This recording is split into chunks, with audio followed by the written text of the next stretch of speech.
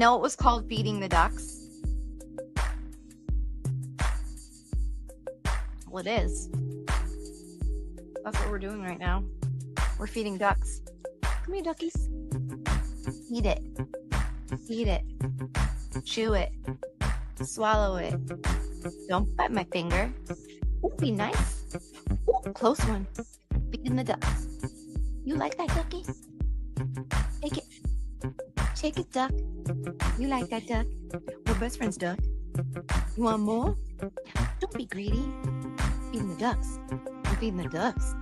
You're feeding the ducks. You're feeding the ducks. Who? Me? Feed the ducks? My name's Aidan Kearney, known online as Turtleboy, and is a senior editor for TBDailyNews.com. They call me Dr. Turtleboy. That's my preferred pronoun. Daddy. What's up, Daddy? Journalism Jesus.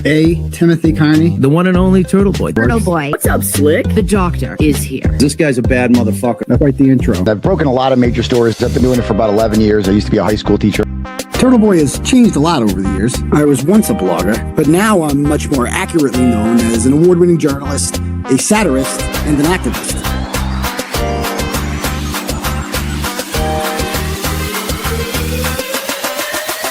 Boom! They're screaming your name here. You're the crowd daddy.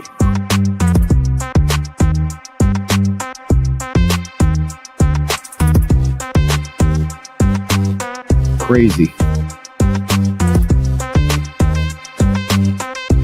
People either love me or hate me. Listen, Turtle, all right? But either way, they're watching. Don't make such fun of the criminal justice system.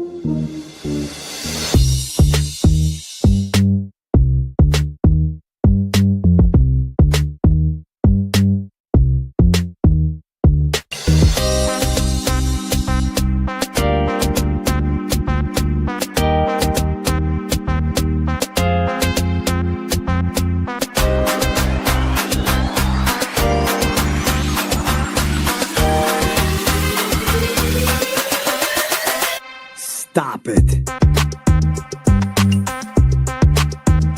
I'm never gonna stop. This fight's just getting started.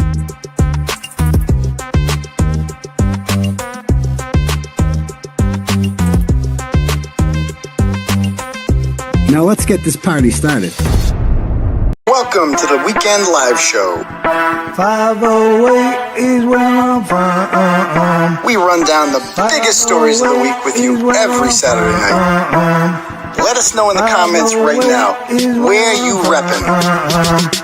Apache Junction, Taunton, Worcester, Long Island, Manchard, South Florida, Webster, Malden, Framingham, Tucson, Billerica, Salem, Gloucester, Moosop, Connecticut, Charleston, South Carolina, Roslindale, Moosop, Connecticut, London, Hanson, Glendale, Arizona, Lynn, Mapleville, Quincy. Food stamps, leave your clothes, buddy, and then we're screwing up the funny ass guy, man. Have you ever heard of Turtleboy? Yeah? Are you a fan? 508 is where I'm from. Hey, what's up? 508 is where I'm from. How was that? You a freaking idiot. Stop telling people that I'm mentally deranged and stupid. Call me Aidan. He's more a doctor, but... Get out of my store, please. You're a fucking loser. You are a loser. You're not a journalist. You're nobody. You're not turtle hair.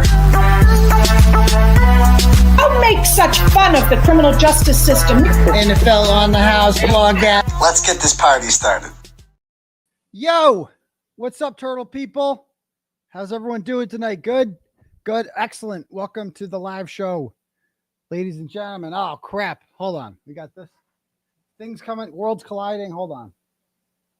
Oh, wrong way. I want to go this way. That better? That works out well. Okay, cool. Welcome, everybody. How's everybody doing out there tonight? Good? Good, excellent. My name is Aidan Kearney. I go by a variety of nicknames. If it's your first time here, you may call me Turtleboy. You can call me Dr. Turtleboy. It's my preferred pronoun of choice, actually.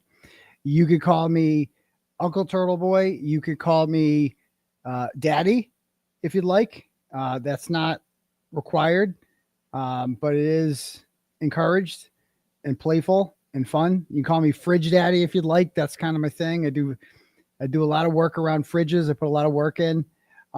like a fridge repairman, you could say. You could call me, what else? You could call me Journalism Jesus. You could call me, what else? 𝗵𝗄𝗃 Kearney. That's my true crime name. I don't care what you call me, guys. Just be here every Tuesday and Saturday night. You might notice I'm here at 9. I don't know. I kind of like 9. I know people like 8, but maybe we could do 8 on Tuesday and 9 on Saturday. Maybe, I don't know. Crowd Daddy too. That's what Alan Jackson calls me rather. So you can call me that. But just be here. Make sure you smash that subscribe button. Are we up to 164,000 yet subscribers? What do we got right now? 163,856 subscribers. So right now we got about 3,000 people watching on YouTube. So I bet you at least 144 of you guys haven't hit the subscribe button. Can we get to 164 right now? Can we do it? I'm so sick of looking at 163 every time I come here. Every time I come here. All right. Yeah. The Kearney, the Fridge Daddy, whatever, Dr. Crowd Daddy, whatever you want to call me. We just got one more. Okay. That's good. So we only need 143 more before we can get to the goal of 164,000. But I could use another trial. I'm not going to lie. Like the trial was great for business. It really was. Anybody else feel lost without like Karen Reed drama in your life? It's just getting a call right now from a restricted number. Hold on. This might be better. Hold on.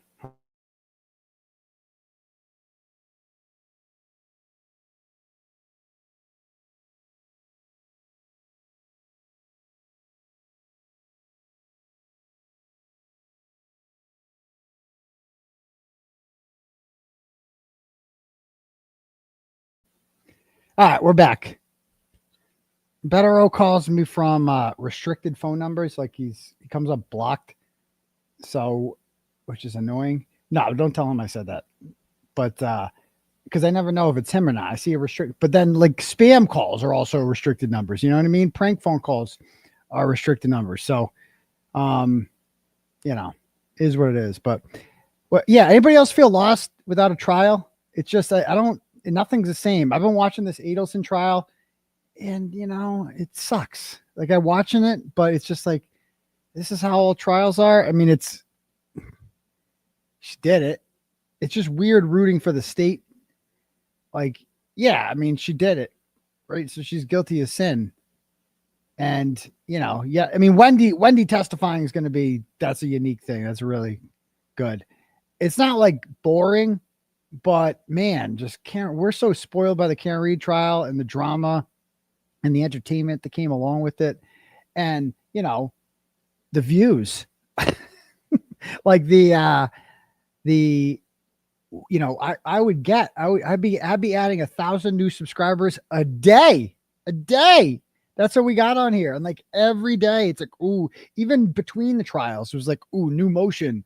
We got to check out, Spanky filed a new motion. Let's look at his latest bullshit. Let's break this bullshit down. Or the defense file a new motion. I bet you there's some new information in there we didn't know about. Oh yeah, it's gonna be good. And then the trial came and it was just like every day was a climax. Every day. It's like, oh my God, like you're blowing your load every day on this trial. You're like, holy shit. This is the most entertaining thing I've ever seen in my life. Just keep feeding me witnesses, baby.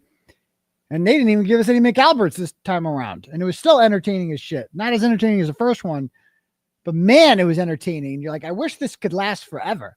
Like, I wish we could spread this out, that we could just have one witness a day.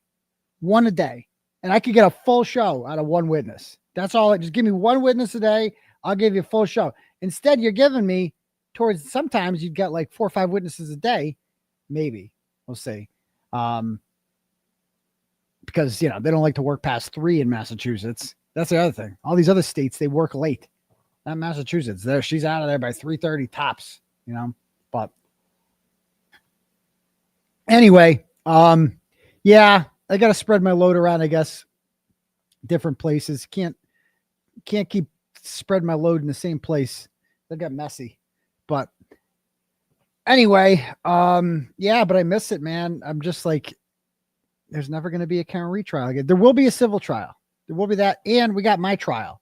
And I was thinking about my trial today, how I can't wait. If they actually bring this to trial, I swear to God.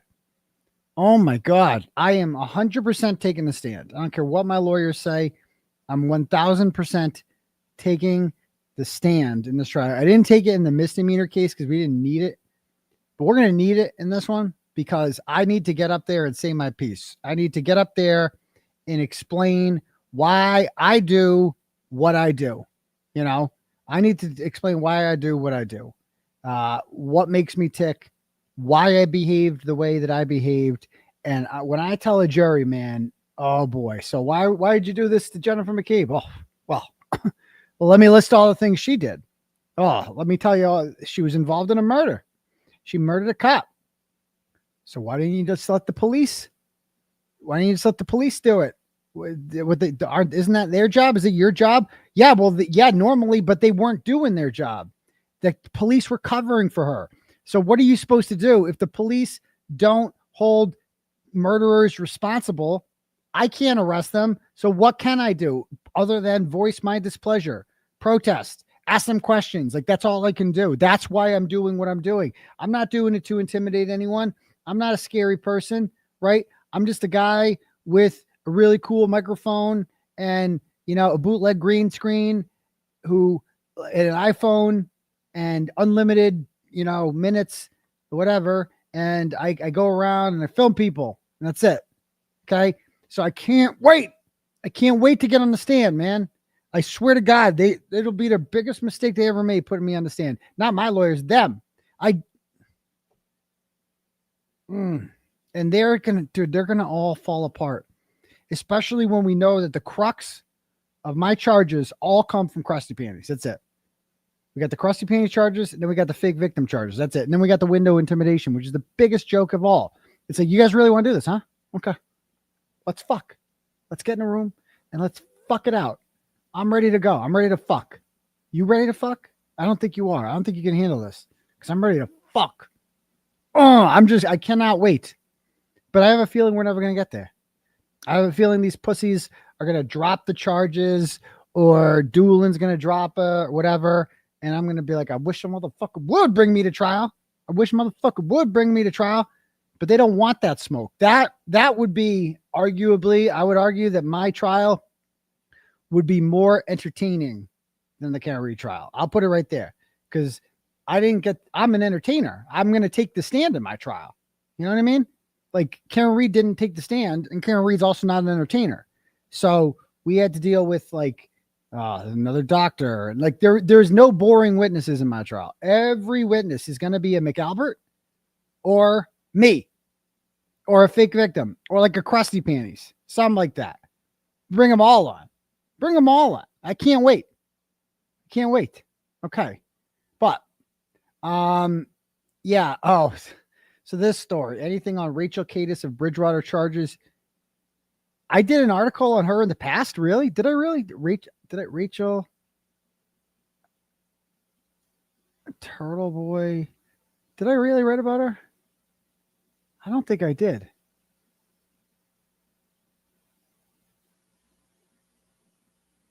Huh.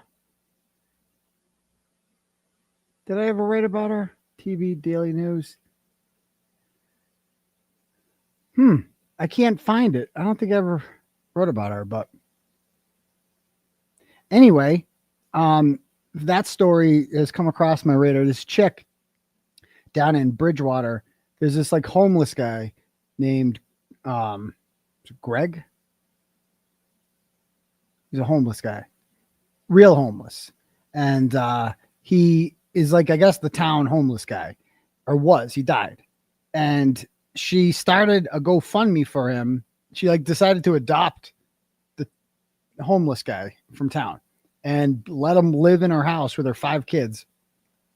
And I guess started a GoFundMe for him to get housing.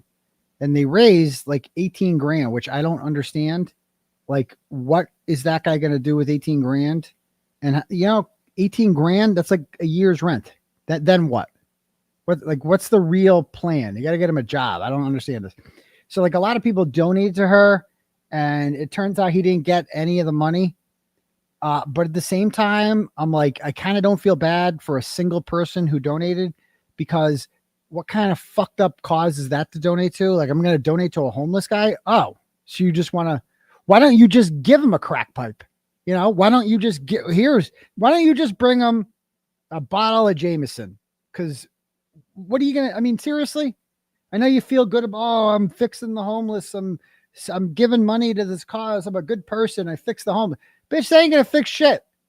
I ain't fix shit. Why would you going to give money to a homeless guy? So apparently she didn't give him shit. And because he didn't want the housing, shocking. He didn't want it. And he just bounced. And then he died. Just died on July 1st. And then everyone's like, bro, you raised all this money and you didn't buy the dude housing, and now he's dead. And so then she started giving the money back to, via, like, start refunding it via GoFundMe. I don't know. It's a crazy story. And so like I got people like 6 months ago reached out to me about this chick, and like, this sounds shady. And so I looked into it, and then I noticed no, that's actually not how it went. Here's how it first went. I didn't even know what this was about or anything. And then all of a sudden, her name is Rachel Ferreira. She goes by, and she messages me on Facebook on the Clarence Woods Emerson account, which I can't access because I lost that account. So she messaged me on that account and was like, hey, do you have a problem with me? You're going to write about me? What's your problem? And I'm like, what'd you talk about? What are you talking about? And she's like, everyone's saying you're going to write about me. About what? And then apparently I had been tagged in some post in which they were talking about her GoFundMe potentially being a scam. And so I'm like, yeah, I got my hands full with the Karen Reed trial. I'm not really paying attention to GoFundMe scams right now. I'll get back to that. I mean, that was my bread and butter with Turtleboy. That's how I built my base, was GoFundMe scams and stuff like that, exposing them. So I'll get back to that. But right now I got my hands full, so the Ratchets can play. Like the last few years, the Ratchets have been playing around. They've been able to get away with stuff that they couldn't get away with before that, because I've been busy covering this really big murder case. But I will get back to it. All right. And I'm starting to get back in my groove now. So anyway, she messages me and I'm like, I don't know what you're talking about. And then I saw, and I looked into it, and I'm like, okay, well, maybe we'll look at this later. And I didn't think of anything of it.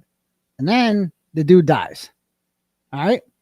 And then she gets arrested. She was in court yesterday. She was charged with it. And so I'm like, well, now she's fucked. Right. And so I comment under this. I'm like, oh man, this woman messaged me a couple months ago, but I can't download the messages because the Clarence account's gone, blah, blah, blah.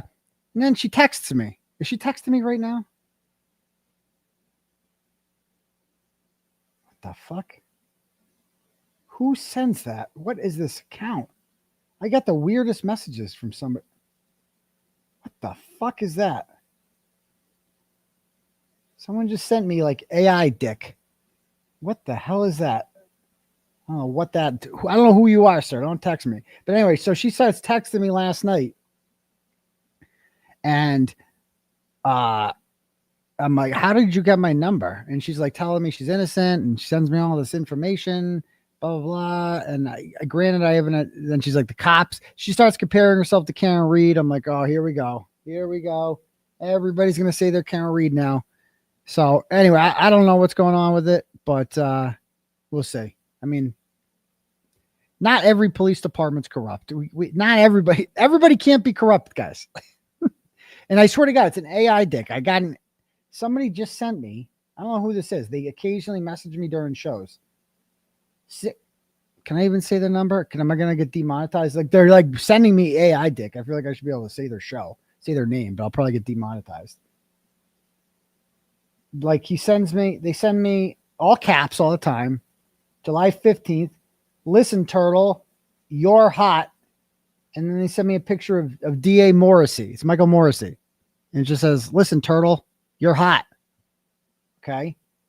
And then they go, Big Daddy, I love you. I love your Intimidator, LG2. And that's what it said. They sent me a picture of that. I go, what? Who is it? I go, who is this? They don't answer. Then another show, they just go, you're muted. Okay. And then last Saturday, Butt Daddy, I love your intimidator LG2. It's like, bro, what's going on now? And then today, now I have some AI thing. I don't know what this is. He kind of looks like me. It's like this thing kind of looks like me. And it's just like this mammoth dong, this mammoth AI dong. And it says in all caps, Daddy is always ready to push card.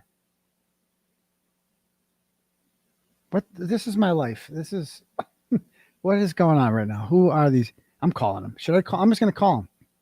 I'm going to call them. I'm going to find out right now.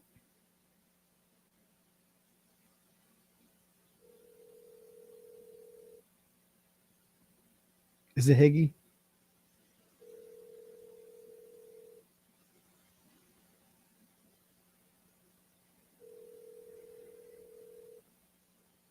Is this Joel?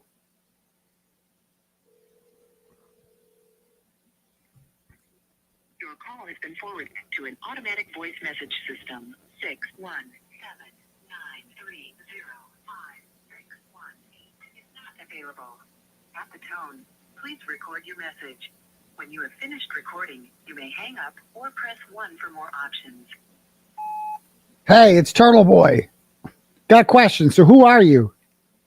Sir or ma'am? I don't. Your caps lock button is broken, I think. You keep sending me pictures of the fake victim and Michael Morrissey every week, telling me I'm hot, telling me that you love my intimidator. You called me butt daddy. I don't even know what that means. Now, I mean, now is all fun and games. Now you're sending me dong. What's going on, pal? Can you just tell me who you are? Can you answer the phone? So I don't know. Call me back. Just no more dong. Okay. That's all I request. Thank you. Bye. Getting kind of weird. All right. So I don't know. Is that Plevin? Who knows? Is Plevin still alive? Is he still pretending to be dying? I don't know. Like, what are those grifters doing now? All the like most of them just cry on Twitter all day, which I love. They're still crying about it every day. They're crying. I mean, some of them have moved on. John DePetro's grifting again. He was on that Kylee Monteiro story. He was in the woods looking for Kylee. I guess the family didn't like him. He just doesn't care. So he's out. He really, DePetro was like let down by these people. He was convinced that like lawsuits were coming and Turtleboy was going down and this and that. And nothing's happened at all. So he's like, well, I guess I'm just going to go around to chasing around black people and filming them in the streets or something like that. Like that's how or walking in the woods looking for missing pregnant women. That's going to be my thing. Who knows? But anyway, if you guys tonight want to have your messages read out loud to the class, you can click at the link at the top for something called Turtle Chat. All right. And when you do that, you can give me whatever amount of money you want. And in return, I will read your message out loud to the class, provided that it is appropriate. Well, it doesn't have to be appropriate actually at all. But, you know, there's some things I'm not, I say that I'll say anything, but like, you can't get too, like, I'm not going to like, I don't know. I don't have any ground rules for what I'm going to say. And when I know when I'm not going to say something. When I see something, it's happened a couple times. Oh, crap. I just realized I can't get on there. Hold on. Can I read my turtle chats? Hold on. Donations.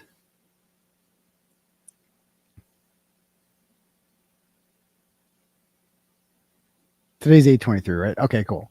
Let me read a couple of these to start. All right. First one is from, how do I see this?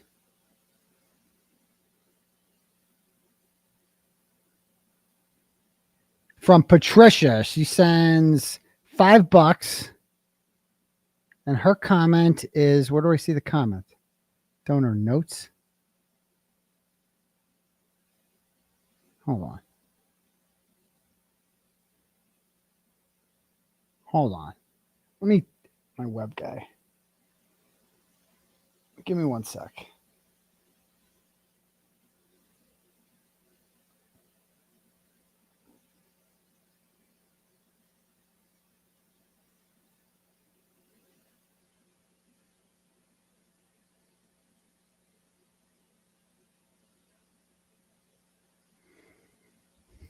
No, let me try that again. Let me see if this works.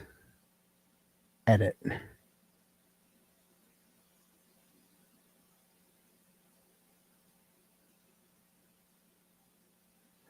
Okay, so Patricia sends $5 and she goes, I'll give you another $5 if you say CUNT instead of spelling it out.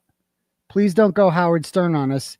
Change who you are for the fear of demonetization. So, Patricia, first of all, I love you, but go fuck yourself. Okay. So I did not realize this. I can make on a show like hundreds of dollars, like being monetized. Like I've been missing out on it the whole time. Hundreds of dollars, right? I can make close to $1,000 sometimes on a show. And so you want me to give up that so that I can say a 4-letter word for you for $5. You must be retarded, Patricia. I apologize. Like, I know you mean well. I know you're a supporter. That's the most retarded thing I've ever heard. Okay. That I'm being a sellout, Howard Stern. No, I'm not. Go F yourself. Right. It's like, yeah, this is called making a living. Right. And it's called like, yeah, whatever. Okay. Yeah, you're right, Patricia. First of all, you gave me $5. Okay. It's like, oh, $5 more. I'm not some cheap whore, Patricia. Get it right. Okay. I'm a fancy whore. All right. It's going to cost a lot more than that. All right. Next up. Brian Albert's School of Mendacity sends $10 goes. It's nice to see decent prosecutors like 𝗺gie at work. Spanky, Cosgrove, and Lally could never, and no, 𝗺rie, Georgia would never have prosecuted the Karen Reed case. You dumb bitch. Look up the Adelsons and free Turtleboy. Exactly. I love 𝗺rie is so retarded. She posted that the other day, how awesome 𝗺gie was. And it's like, yeah, she is good. She's a great prosecutor. How rare that is. Well, that must be nice. What a breath of fresh air that is. An honest prosecutor. And she, like every single ADA in Michael Morrissey's office, would refuse that case. No ethical prosecutor would possibly consider taking that case at all. It should be on pages. Hold on.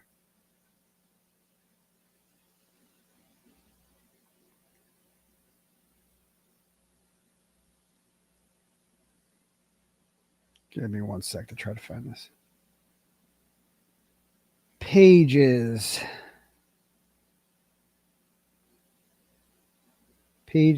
All pages. It's private, though. I believe it's called Turtle Chat Wall.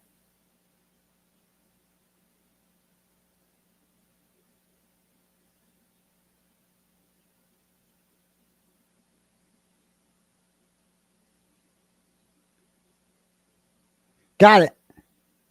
Okay, cool. So thank you very much. All right. So thank you for that one. All right, next up.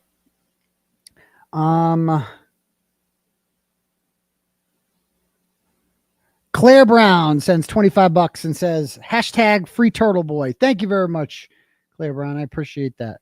Suzanne sends $5 and goes, Doctor, you have been through so much in the last year. I hope you're getting therapy. It is so important to speak to someone. #free Turtleboy. You're absolutely right about that. And I was seeing a therapist for a long time. It was through this grow therapy. It's like an online thing because I don't have time to like meet someone in person. I got to do it online, and it's just as effective. I don't need to go in there and sit in one of those fancy chairs like Tony Soprano and talk to Dr. Melfi. I don't need that. I just need the internet. So Wi-Fi connection will do. But yeah, it certainly has helped me. Because I got a lot going on. You're absolutely right about that. It's like not normal, the shit that I deal with. Not normal. The stress, the PTSD I have from like going to jail and constantly living in fear of going back to jail. They have tried to revoke my bail 4 times, man. 4 times. 3 times since I got out of jail. Like, dude. And every time is like the biggest roller coaster ride of like scariness. Luckily, they've not tried to revoke my bail in almost 4 months. So I got that going for me. Hopefully we hold on to that. But yeah, it is messed up. And like, I just have like a lot going on, like just transitioning, like when you get out of jail, to, you know, and you're getting divorced and like you have life and it's just like your kids are getting used to this new life. And it's really important that it be as seamless as possible. And also I'm like trying to balance this gigantic case, the Kearney trial. Like it was crazy, man. It was a lot of shit. So yeah, I am getting help. I haven't gone in like a month. So, but I'll probably go back soon. But she definitely helped me like navigate like a lot and make some, you know, positive life choices that help me, you know, stay above board. I don't know the right term for it, but there we go. Thank you. Okay. Macy sends $10 and goes, listen, Turtle, my amazing husband, Braun, your husband's name is Braun, turns 31 tomorrow. And he is the most strong, loving, and dedicated man. Not to mention a diehard turtle rider like me. Happy birthday, Braun. Fuck the Adelsons and free Turtleboy. Well, thank you. Happy birthday, Braun. Big 3-1. You know, again, this is becoming a thing now for women. It's like, I love, like, cause I love that. I love true love. Like that, where it's like, you just love your man so much that you want to shout it out to the world and be like, that's my fucking man right there. I love that motherfucker. Love you, baby. That must be cool. I like that. Good for you, Braun. You got a winner. Thank you. Devin sends $5, goes, listen, Turtle, I was rewatching Scream and I realized you are the male version of 𝗫𝗄𝗄𝗇. Bold, a little rough around the edges, but always at the forefront of the story. Keep up the good work. Which one was 𝗫𝗄𝗄𝗇? She the reporter? Yeah, she was the reporter, right? Okay, yeah. Oh, Courtney Cox. Yeah, okay. That's right. Did she die in that movie? I don't even remember. But thank you very much, Devin. Denise sends $5, goes, did your kids have fun in Punta Cana? If you ever want to take them to Aruba, you can stay at my house. Well, thank you, Denise. Yeah, they had a blast. They had a lot of fun there. You know, it was a resort getaway place for their aunt's wedding, and you know, it went smooth. So they had fun, and now they're back, and we got school. School starts on Bus Stop Lives begin again on Tuesday. So there we go. Thank you. Next up, Lisa Jefferson's black tar heroin.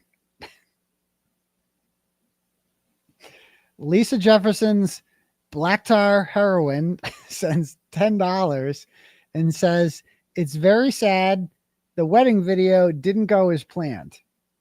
Deanna and Meredith look hot as fuck, even though those bitches be drunk. Gonna go pick up another needle now.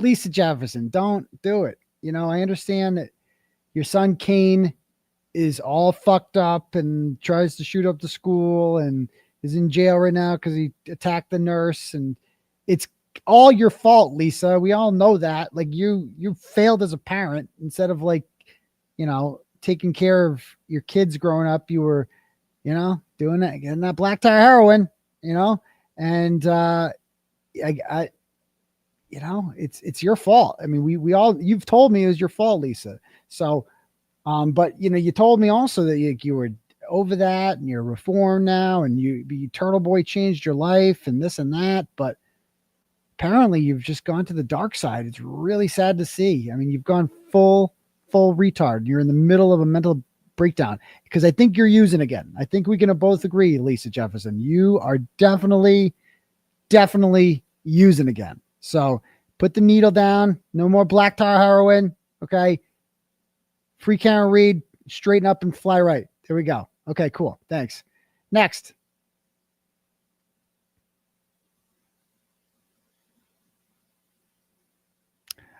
We have here, let's see.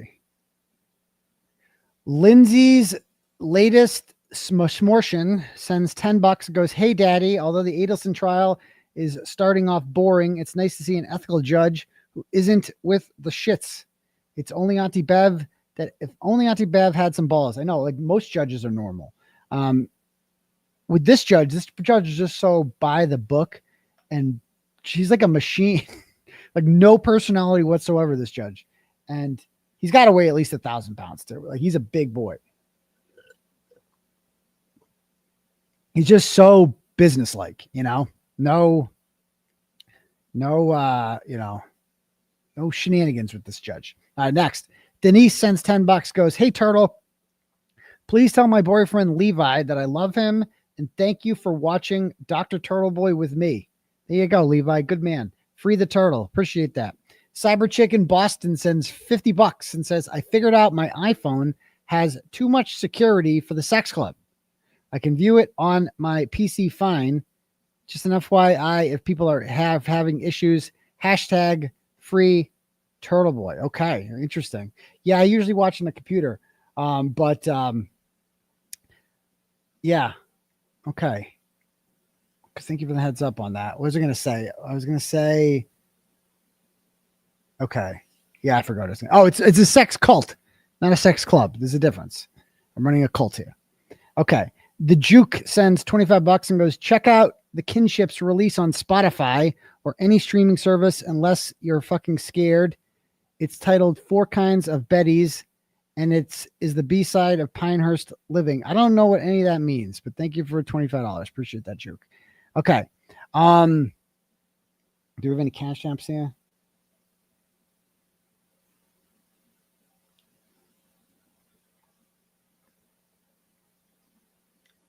Courtney sends $50 and she just says, Turtleboy. Well, thank you, Courtney. Very kind of you. That's my name. Appreciate that. Cody sends $5 and goes, you're the GOAT, Turtleboy. Justice for Clay. We will get justice for Clay one day. Clay would be probably doing 100 push-ups by now, right now, swimming laps. Like he could do he was going to do so much stuff, but he was murdered right in front of me, and it will never be. So thank you for that, Cody. Jennifer Altman sends $20 and goes, ticket giveaway, $10 each, or 3 for $25.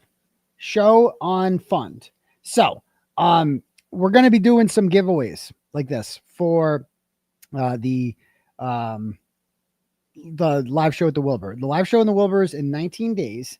We've sold about 700 tickets, I believe, right now. Got a little under 400 left to sell. All right. All the ones in the front are gone. We've sold out all the VIP ones. But there's still plenty of the other ones in the mezzanine and the balcony. So it's going to be good. It's going to be good. So I'd like to get a sellout. That would be really cool. If not, we've already sold 700 tickets or so. So I'll take it. But yeah, I can't wait. I'm very rarely do I get nervous. I might be a little nervous for this because I'm like, this is crazy. And I could probably use a little help too, as far as, because I don't really know what I'm doing. I got to talk to Jimmy about this. We're going to need music. Definitely going to need music. I don't know if that would require like a DJ or what. I got to talk to them. But yeah, it should be interesting. I can't wait for the Wilbur show. Mark your calendars, September 12th, 7:30. Hopefully you guys can come on down and be there. Hopefully I can meet a lot of you fine people. There's going to be some celebrities in the audience. We're going to have, you might have heard of them, some YouTube celebrities. You might have heard of them, such as the Glarer will be there. We will have, who else is going to be there? You might have heard about a guy by the name of Mark Betterow. He will be there. Another lady by the name of Melanie Little will be there. So a lot of great people will be in attendance. So get your ass down there. It was going to be a good time. I can't wait. And yeah, it's just going to be dope. But all right, cool. Let me just refresh this, make sure I didn't miss anyone. So yeah, we are going to be doing some giveaways. I don't know the details of that. She just said ticket giveaway, $10 each, 3 for $25. Note, show on fund. Okay, so I think you donate to my 𝗃𝗃𝗃𝗃, and if you write $10, you just have to say Wilbur Show for your note. Wilbur Show, and that's how we'll know that you are entered in the giveaway, because it's we don't do schmaffles because Crusty Panties and them just live for like reporting schmaffles. So we don't do schmaffles. We do giveaways. So you give me $10, and then maybe I give you some tickets, or you just give me money. Either way. So cool. Thank you for that. All right. It's Cyber Chicken Boston sends $25 and goes, wait, what? I joined a cult. Don't tell the family. That's what they say. It's not actually a cult. I'm not actually a cult leader. Just to be clear, it's like satirical. We are mocking Crusty Panties in them when they're like, he's a cult leader. He's running a cult. It's like, so we just joke around. We call it a cult, a sex cult. It's like a fun cult because we're having, it's sex cult, sexy. And, yeah, we call it that. So we're not actually a cult. Like in a cult, you can't just go as you please. In my cult, you can. You are free to come and go as you please. And yeah, you're free to do that. So, okay, cool.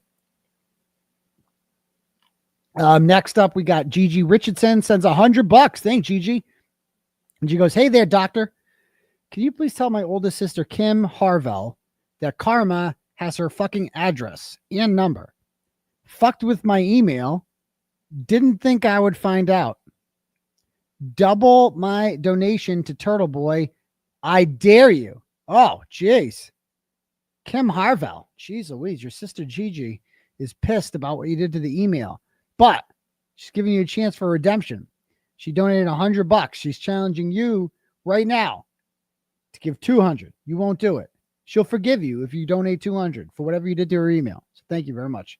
The Juke sends $25, goes, no, I already read that one. Okay, cool. All right. If anyone else wants to have their messages read out loud to the class, click at the link at the top for Turtleboy or Cash App me. You got one more Cash App to read here from Karen, and says, for you, Aidan, bless and thank you for teaching me. My pleasure. I appreciate that, Karen. The least I can do is teach you. Teach all sorts of fun stuff. Okay, cool. All right. All right. So we're going to talk about some stuff tonight. Before we do that, I just want to rant about this for a minute. You guys might have seen this. So if you're on Tinder, I feel like I have to say this. Give a warning to all the people out there. Where'd it go? Yeah, here it is.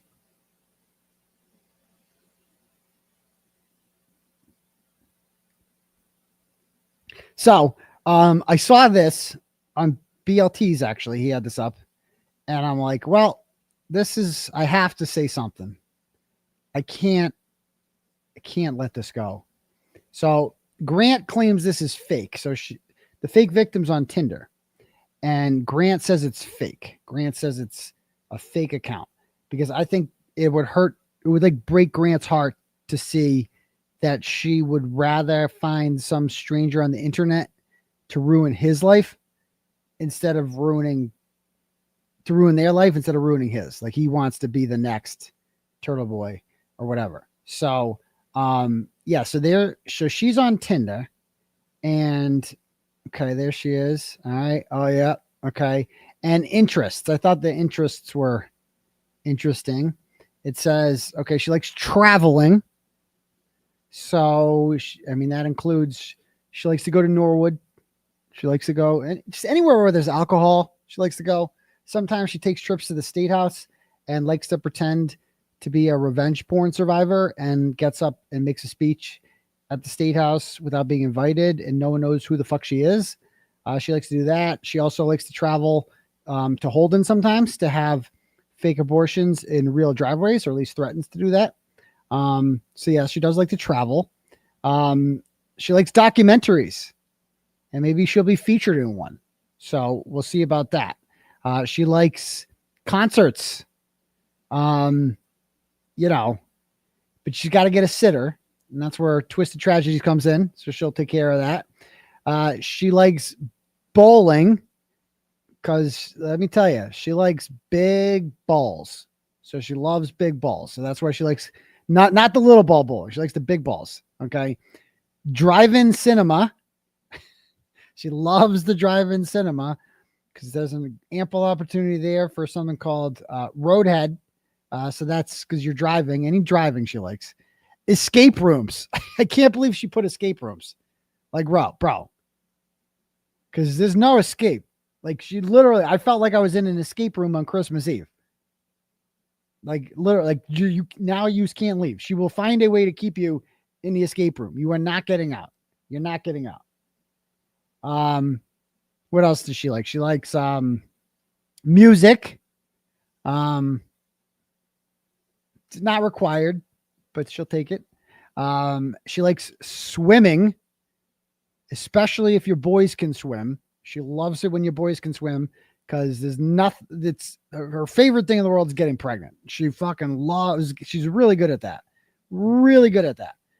So she likes swimming, binge watching TV shows, which she has plenty of time for because she's perpetually unemployed. So she has that going for her as well. What else do we, so she's a non-smoker. Right. She's a carnivore. She loves meat. She loves it. Just getting in there. Social media off the grid. Except for the 5 million burner accounts, except for Jane. Let's say 5'4", woman, straight, but we'll add a woman if she's trying to get you over her house to set you up for witness intimidation. She will be down for a threesome if that's the case. Okay. What else do we have here? Anything else? She's a Cancer. Yes, she is. She likes spending time together. Keyword time, like doing time. She's really good at that. The time together, her favorite time together is when she's on one end of the phone call and there's a piece of plexiglass between you and then you're on the other end talking to her. That's good time together. She loves that big time. She's got a bachelor's degree. She just, it's from a college that like everyone can get into. Like, it's not really, I don't know if it counts.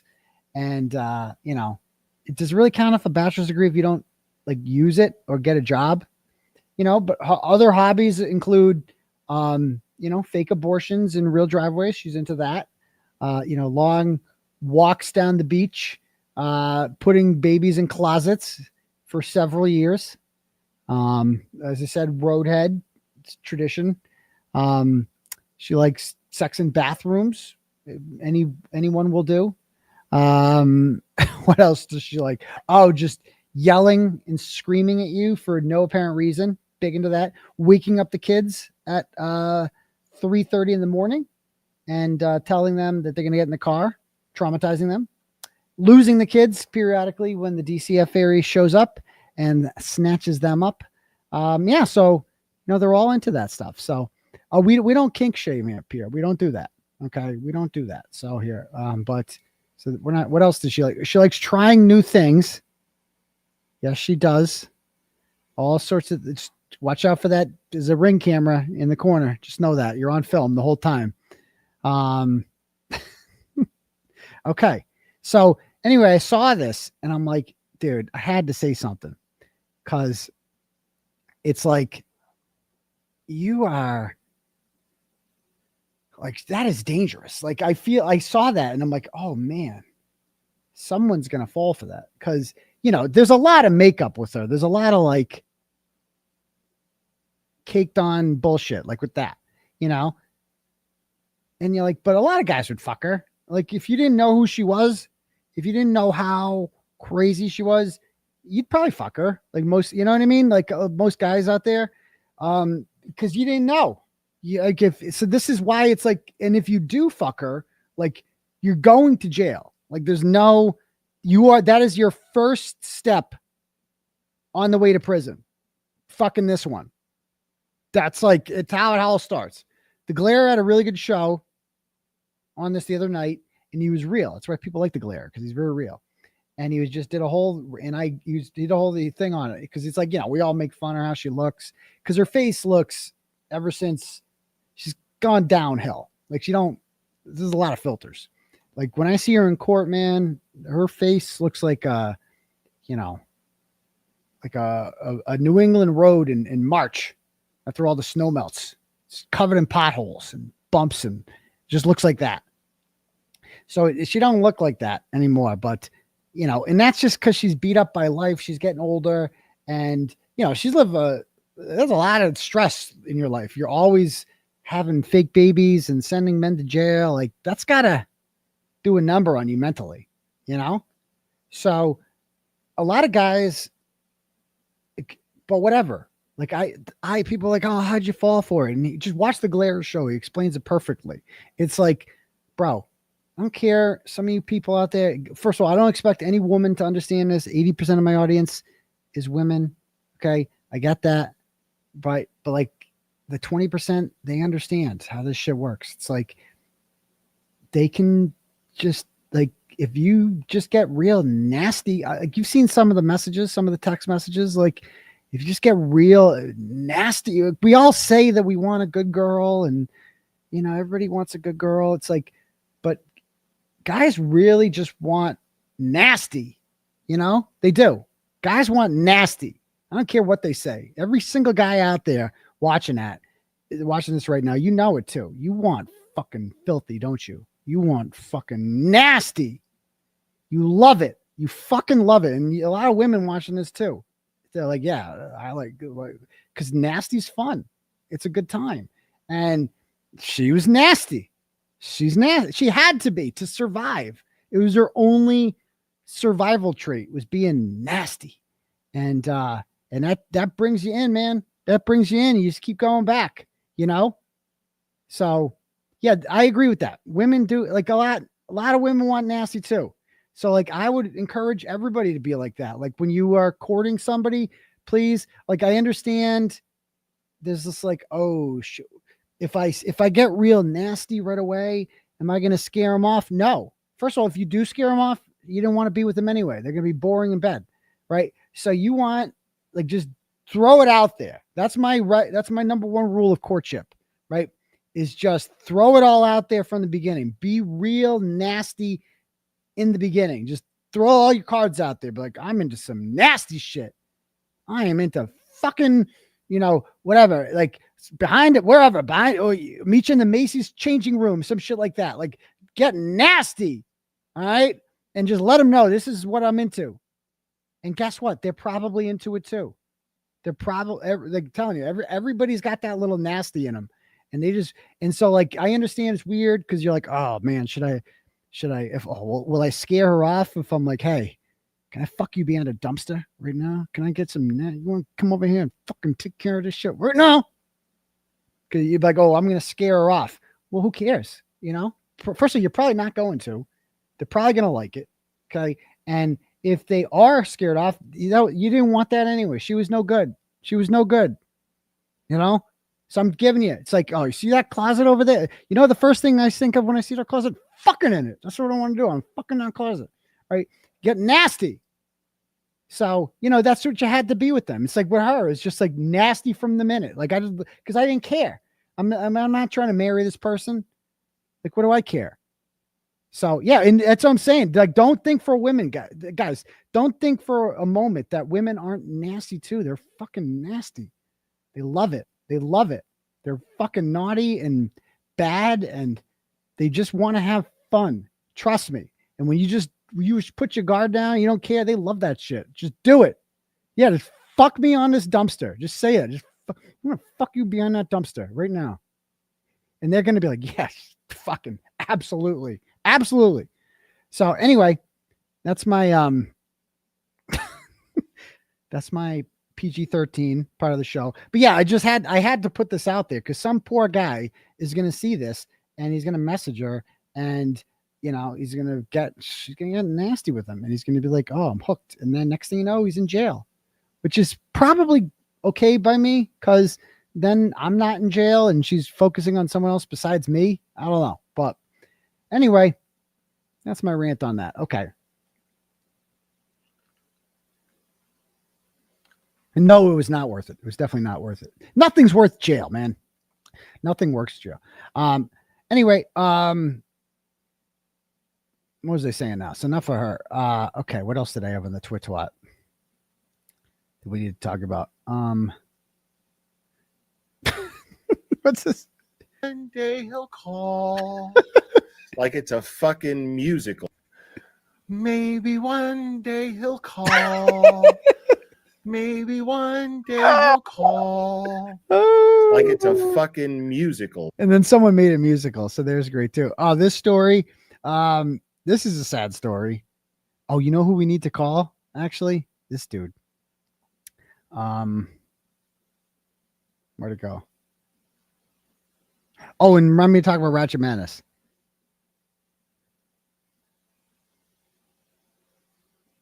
Oh, did John Barron take it down? Oh, John Barron took it down. Oh, what a sellout. John Barron took down like a pussy. Oh, so John Barron's such a pussy. Oh my God. Oh my God. He's such a pussy.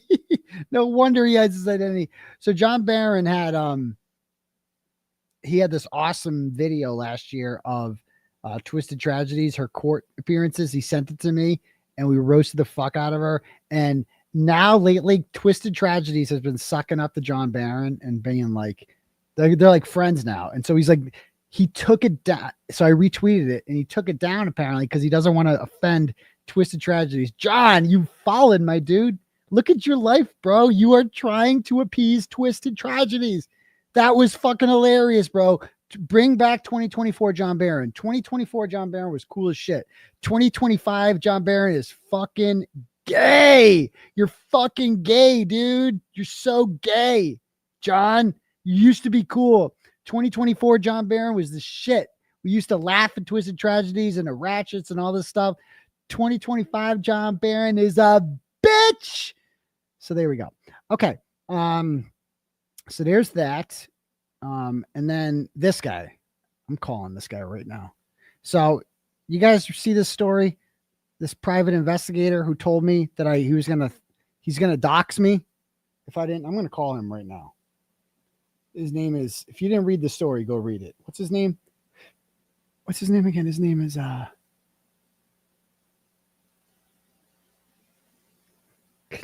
forget this guy's name. So yesterday I published a story about the arrest of Gregory Groom for killing his pregnant girlfriend, Kylee Monteiro. And he says, I included a police report and statements of facts that were publicly available on mass courts, meaning they were uploaded there by the clerk's office in Taunton District Court. Apparently, the document they uploaded had Faith Monteiro's phone and social security and address on it because the court failed to redact that. After being alerted of this, I redacted the PDF and uploaded it again. In the meantime, I got a call from this boomer private investigator, Michael Clemente, who called me on the phone yesterday and literally is like threatened to dox me. He's like, I'm going to post all your information out there if you don't take that down. I'm like, bro, it's a PDF. It's on mass courts. I found it online. It's anyone in the world can see it. Me taking it down isn't going to fix shit. And also I have a right. It's in the police report. When you upload a PDF, you don't get to pick and choose what's in the PDF because I didn't make the PDF. I just upload it. See what I'm saying? And this guy wasn't understanding this. And he's like, I'm like, are you calling any other media outlet that have uploaded the police report? Like it's all over the news.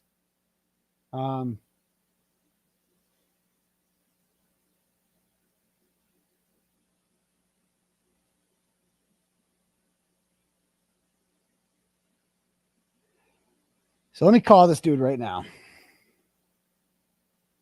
because he threatened me the other day. Okay. I'll call him right now.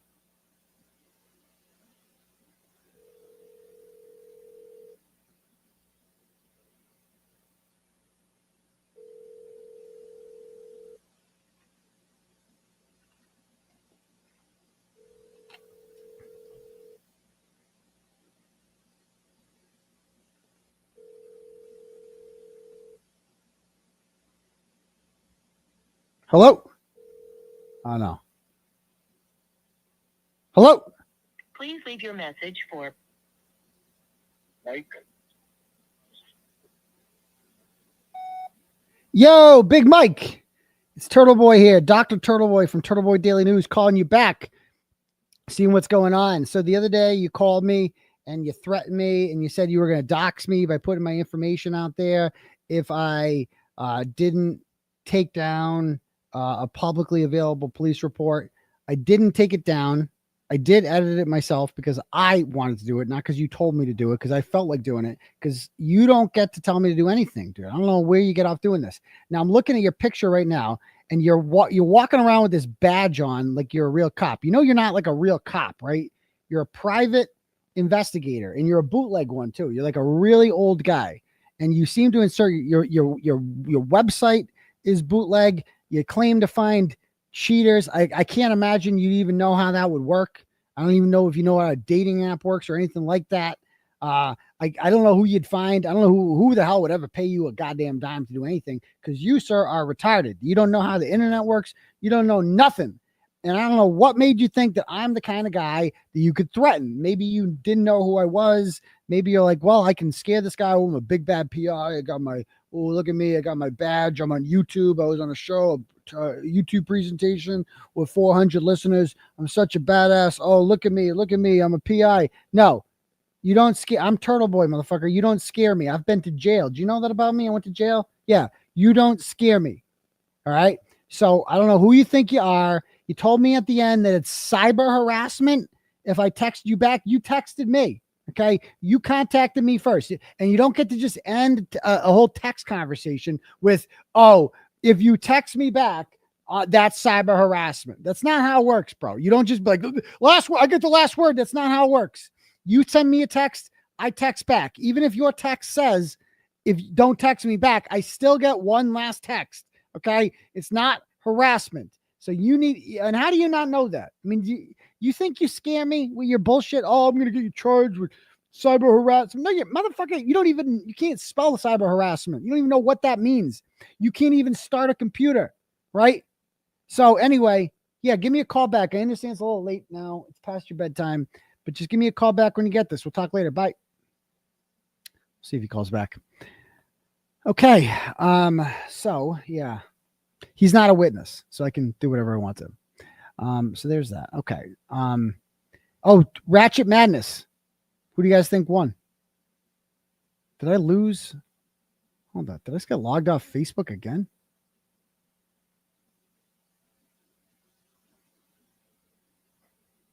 What? Hold on.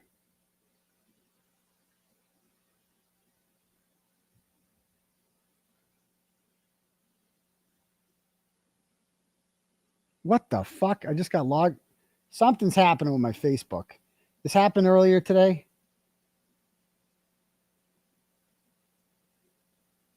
Michael Moore. Hold on.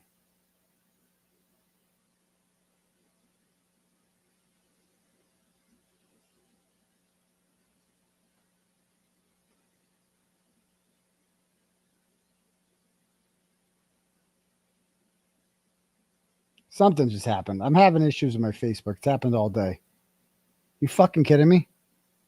I'm going to lose. If this is who I think this is doing this, I'm going to lose my fucking shit. Don't fuck with me. I'm telling you right now, don't fuck with me. But anyway, oh, did you guys see this too? The antis are so mad about this. They hate it when people take pictures of the McAlberts in the elements. So we have here Jennifer McCabe in Quincy, being a normal mom, walking around. I mean, what's it like for her to walk around? I mean, she's always got this fake smile on, but I've seen her complaints to the DA's office. Like, she's not this confident. Like, she acts like she's like, oh, look at me, I have a huge smile, blah, blah, blah. Just a normal mom. No, bitch, you killed someone. She killed someone, right? We're never going to forget that. She's just going to walk around and be like, oh, I'm a normal mom. Bitch, you're famous. Like, people everywhere. You're in I think this was in North Quincy. Somebody said it was. People in North Quincy know who she is. Like, no matter where they go, people are going to do that. They're going to blame me for that. I didn't do it. I'm not the one that got up on the stand in front of millions of people and lied my face off. I didn't do that. She did that. And that's why everybody hates her, right? That's why people are like, oh, there's the lying bitch that covered up a murder. Oh, yeah, there she is. You know, it's a nervous smile. That's exactly what it is. And then there's Spanky. So Spanky's pulling a Garino. He loves Duncan's in Dover. He loves little ear pods too. And here he is with a crutch. Then he comes out. He's just like walking with the crutch. He's fine. So why is he pretending to be injured? Anyway, he's just such a tool. He's such a loser. When fuck this piece of shit. Fuck this piece of shit to next fucking kingdom come. I hate this guy. And Spanky, we're never going to forget what you did, motherfucker. You and your stare downs in court. Nobody thinks you're fucking hard. Like nobody. Nobody thinks you're hard. You're a bitch ass trigger. That's all you're ever going to be. Right? That's nothing. You're a high pitched loser, right? Some virgin douchebag who got swirlies in high school and wants to get revenge on the cool kids. Every time Karen looked at you, you fucking lost your goddamn mind in court. And you're like, lost your train of thought and act like, oh, you're a bitch ass pussy. And don't forget, you failed. I'd like to point this out. Oh, all the antis are talking about, oh, Paula's this, Paula the jurors this, the foreman, right? All these other jurors, blah, blah, blah, blah, blah. Guess what? You picked them, Spanky. You made sure all those people got on the jury. You approved of all of them, right? You approved of all of them. And why are people saying be kind? You need to listen to Yannetti's interview. Why? What did Yannetti say? I listened to him on Nurse Kim. It was short. What did I miss? I know if you really want to scare him on Halloween, dress as Dr. 𝗵𝗵𝗧𝗂𝗧 will shit his fucking pants. What happened on the interview? What did I miss something? Oh.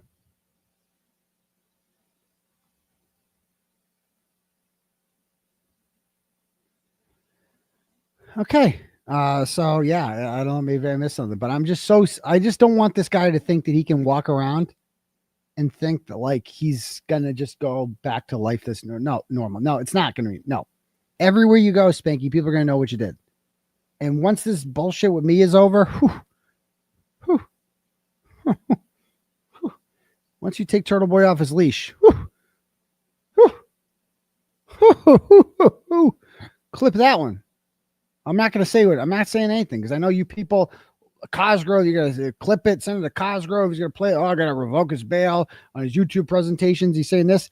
I can't wait. Just understand this. You don't get to just go and try to subvert justice by telling the jury that the holes in John O'Keefe's shirt came from the grass when you know that they came from Marine Hardening. You lied to them, Spanky. You're a piece of shit. An honest prosecutor doesn't do that. And you failed. Adam Lally got 9 people to think that Karen Reed hit John O'Keefe with the car. 9. You got 0 because you're a bitch. That's all you're ever going to be. A bitch. But, all right, cool. Anything else before we get started on the Adelsons?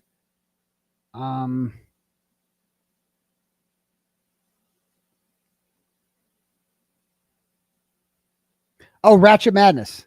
So we have our Sweet 16. We have our Sweet 16 for Ratchet Madness. So all of the favorites won in the blue paint region. Let me zoom in here.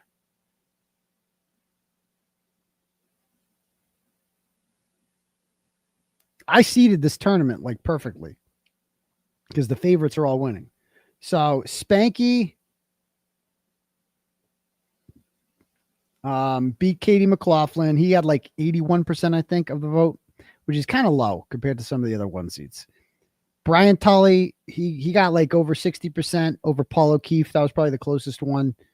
Chris Albert got 70-something% of the vote over Chubbs McCabe. And the fake victim got over 90%.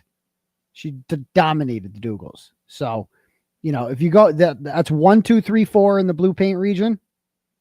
In the normal moms regions, 1, 2, 3, 4. In the ham sandwich region, 1, 2, 3, 4. And this one in the Irish poverty face region, 1, 2, 3, 13. So Jill Daniels is the only 4 seed that didn't make it to the Sweet 16. So this is crazy. And now there were hardly any close ones. But this round, man, these are going to be close. Okay. Jen McCabe against John Fanning is going to Jen McCabe. I'm going to predict she's going to get 75% of the vote in that. I think she's going to get 75% of the vote. I think she's going to win that pretty easily. Colin against Meatball. Whew, tough one. But I'm going to say I think Meatball is going to win that.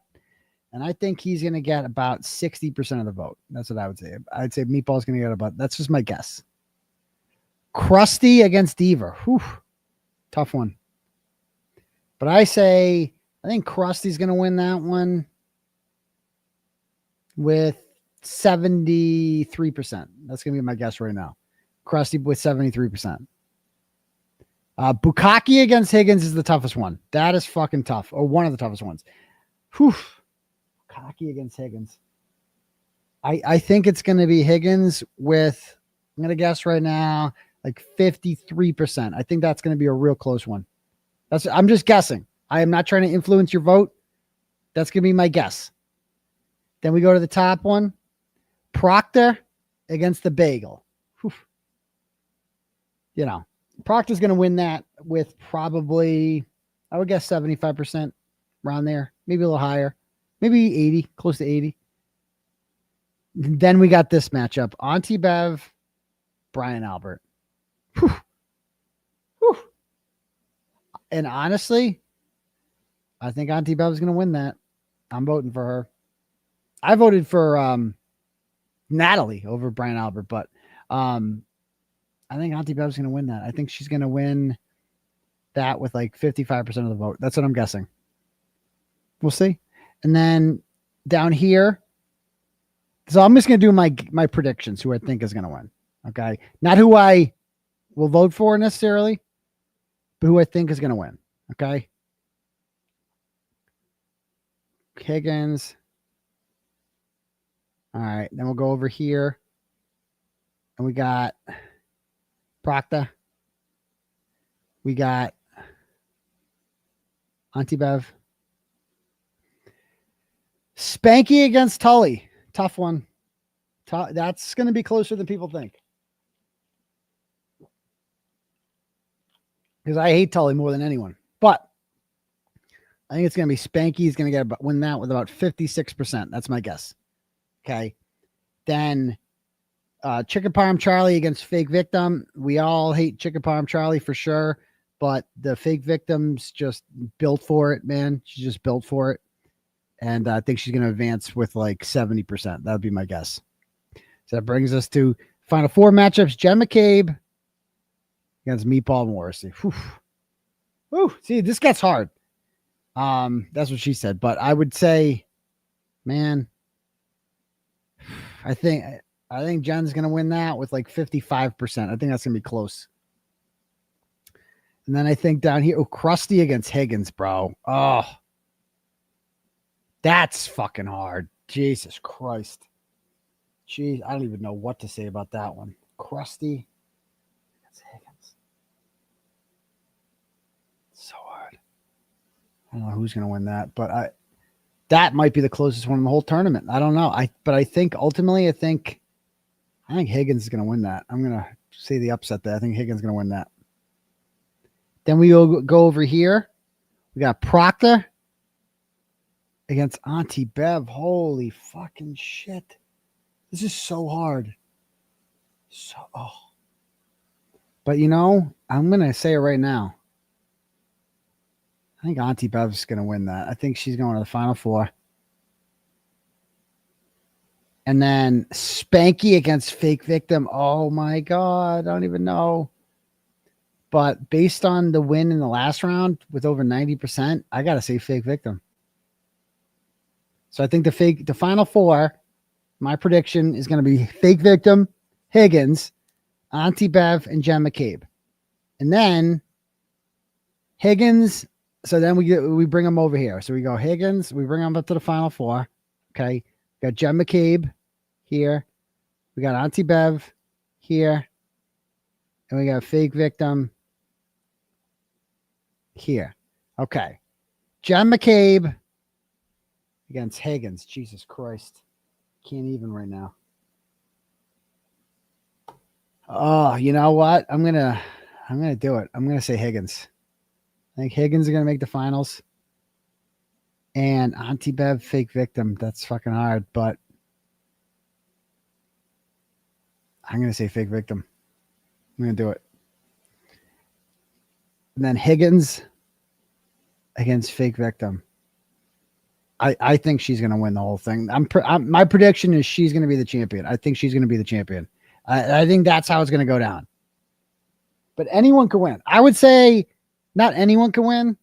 I would say the people that could win the tournament, realistic chance of winning, like could actually win: 𝗃𝗍𝗄𝗃, Higgins, Krusty, Meatball, Jen, Proctor, Auntie Bev, Brian Albert, Spanky, and fake victim. I don't think there's any chance for Chris Albert, Brian Tully, Julie Nagel, John Fanning, Colin, Kelly Deaver. I don't think any of them have a chance. I think they're just happy to make it this far.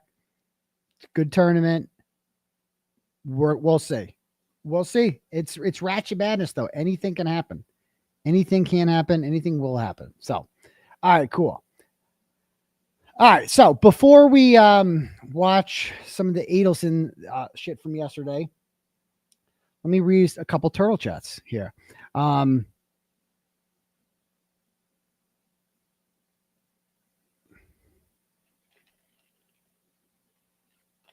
Mimi sends $50 and goes, just because you're going to be wonderful at the Wilbur with Auntie Deb, can I suggest some type of security for the hecklers? You're the best, Aidan. Oh, I'm sure the Wilbur will have something for that, but people ain't going to pay $100 to come in and heckle me. You know, it is what it is. So thanks for that one. Ian sends $25, goes, listen, Turtleboy, for your defense fund. Well, thank you, Ian. Could use it. Thank you.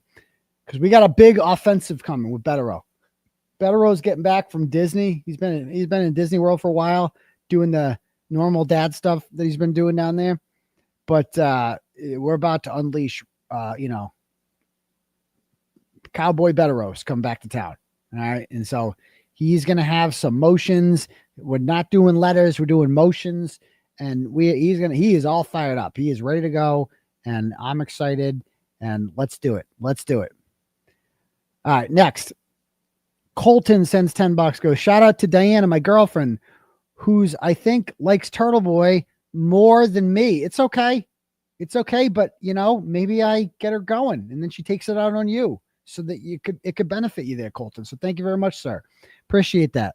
Amy sends $5, goes, I heard through the grapevine Spanky is going to sneak in and sell ham sandwiches at the show to supplement his income loss. Free Turtleboy. We'll see.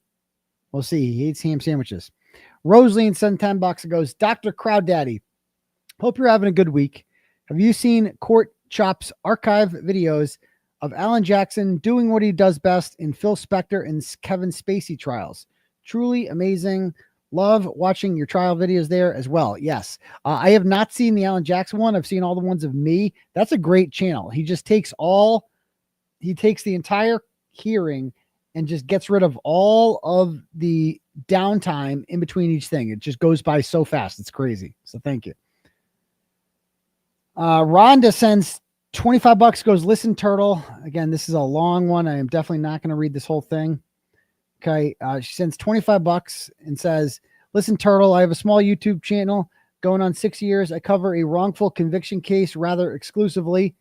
Daniel 𝗺𝗁𝗃 from Oklahoma City, Oklahoma. 263 years in prison. I am familiar with that. I don't know why you think that's a wrongful conviction. Okay. I don't have any new content for the case, so I'm working on a live stream that will highlight a few of the dirty tricks here in Massachusetts. Okay. Thank you very much. I appreciate it. The Turtle, sends $10, goes, good evening, Unc. I'm really looking forward to the Wilbur. Luckily, we got our tickets early. That Cosgrove parody that calls into the glare, and he had me cracking up. Cosgrove calls him the glare. It's funny. What's your opinion on the Pats maybe signing a big name before the season? I doubt it. It just doesn't seem like it's a Pats move. But, you know, I think they're locked and loaded. I think it's going to be a really interesting season for the Pats. So 2 more weeks till opening night. Thank you. I think it's 2 more weeks, right? Yeah. And next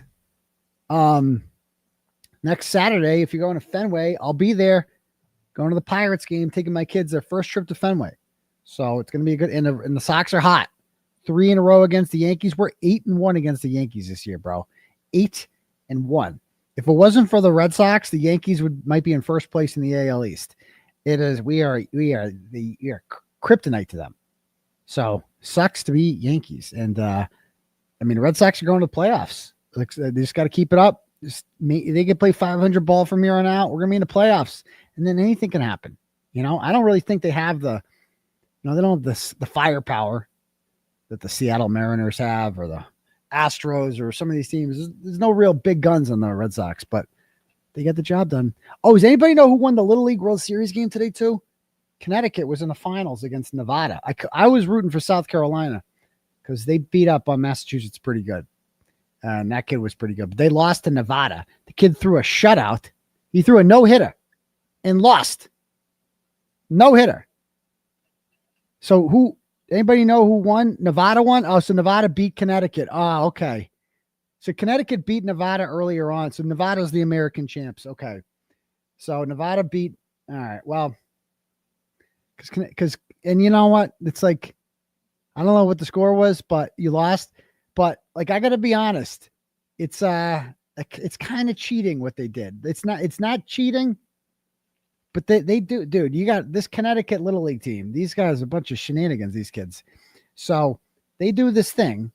You guys, have you seen what they do? It's like what they're famous for. It's not cheating, but it's kind of cheating. I've never seen anybody in baseball do this before. All right, so I'll show you. You got to see this.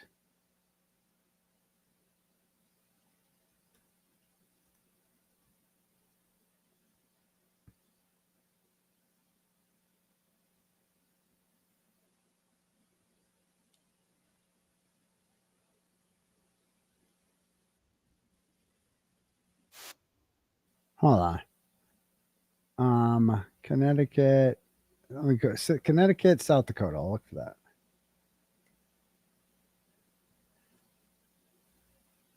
All right, check this out. This is what they do. I've never seen this before.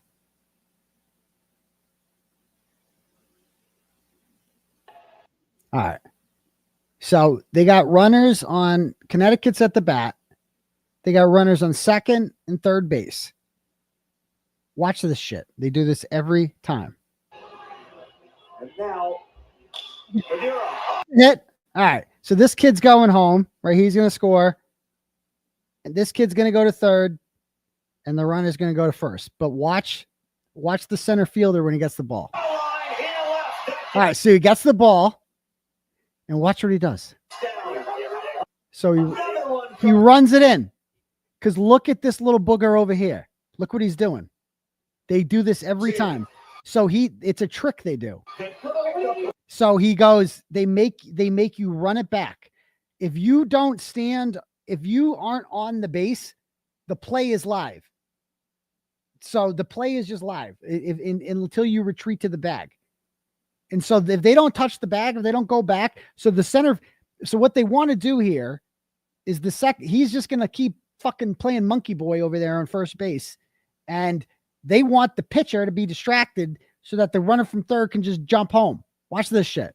It's crazy. It works. It worked every time. Okay, so look at him. See how he jumps off the bag? So now that they can't call timeout because he's off the bag. Now watch this shit. Watch this. So the pitcher's like, okay, so he's got to watch the guy on third. He's playing monkey boy over there too. And this kid's on first. And so he's like, I'm going to walk over here. Okay, I'm going to stand there. Okay, and he calls for timeout. But you can't call for timeout because you're not on the mound. And the runner over on third's playing monkey boy. He's not standing on the bag. Okay. And they're like, this is happening the whole game. And they're like, what do we do? And the ump's like, no, I can't call timeout. So watch this shit. So he's like, what the fuck am I supposed to do? What am I supposed to do? So it's a live ball. Okay, look at him. He's like, fuck. Now look at this monkey boy over here. Look at him. Look at him. So he doesn't know what to do. So this kid's playing monkey ball over here, and this kid's monkeying around on first. And he's like, what do I do? So if you throw to second base, that kid's running home. You're fucked. Okay. And this kid's just like, do it. And he's just like, fuck. He like, look at the pitcher. Look at the pitcher. He's like, the fuck am I supposed to do? What am I supposed to do? I've never seen anything like it. They just let him take second base every time. How has this loophole not been figured out yet in sports?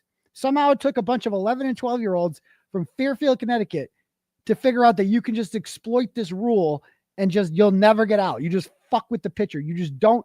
If you don't go back to the bag, it's a live ball, and they cannot call timeout. And I know it's not technically cheating, okay, but it's kind of cheating, okay? It's like they need there's got to be something, There's like, this is shenanigans. I call shenanigans on this. It feels, technically it's not, like, look at the pitcher from South Dakota.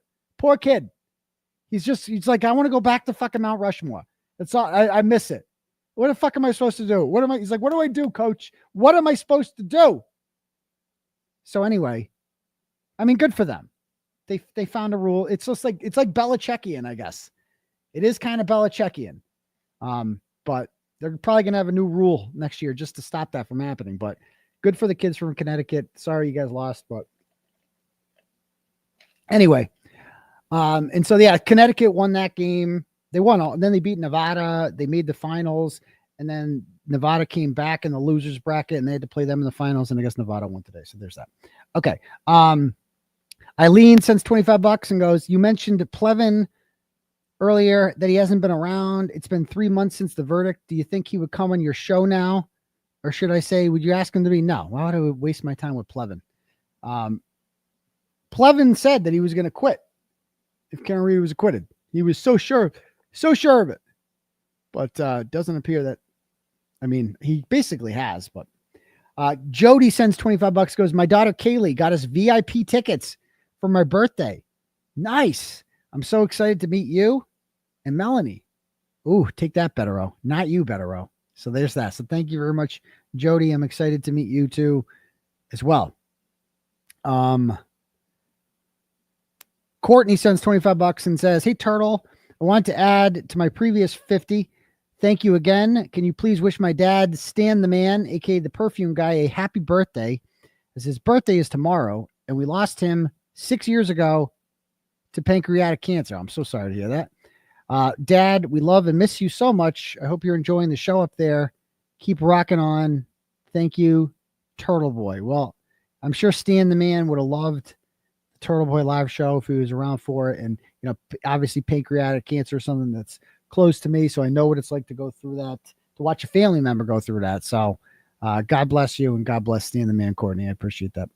Chris sends $100 and says, God damn, Turtleboy, you got me laughing. Between roasting the fake victim and the bootleg PI, I am dead. Free Turtleboy. Well, thank you very much, Chris. I appreciate that. Glad to make you laugh. Ian sends $25 and goes, hey, Turtleboy, for your defense fund. Well, thank you very much, Ian. Mike G sends $23 and says, hey, Doc, please say happy birthday to my beautiful wife, Denise. Also, motherfuck Hank Brennan. Well, yes, happy birthday to Denise. You're a lucky lady, because Mike G is a great guy. So thank you for that one. A couple cash apps here.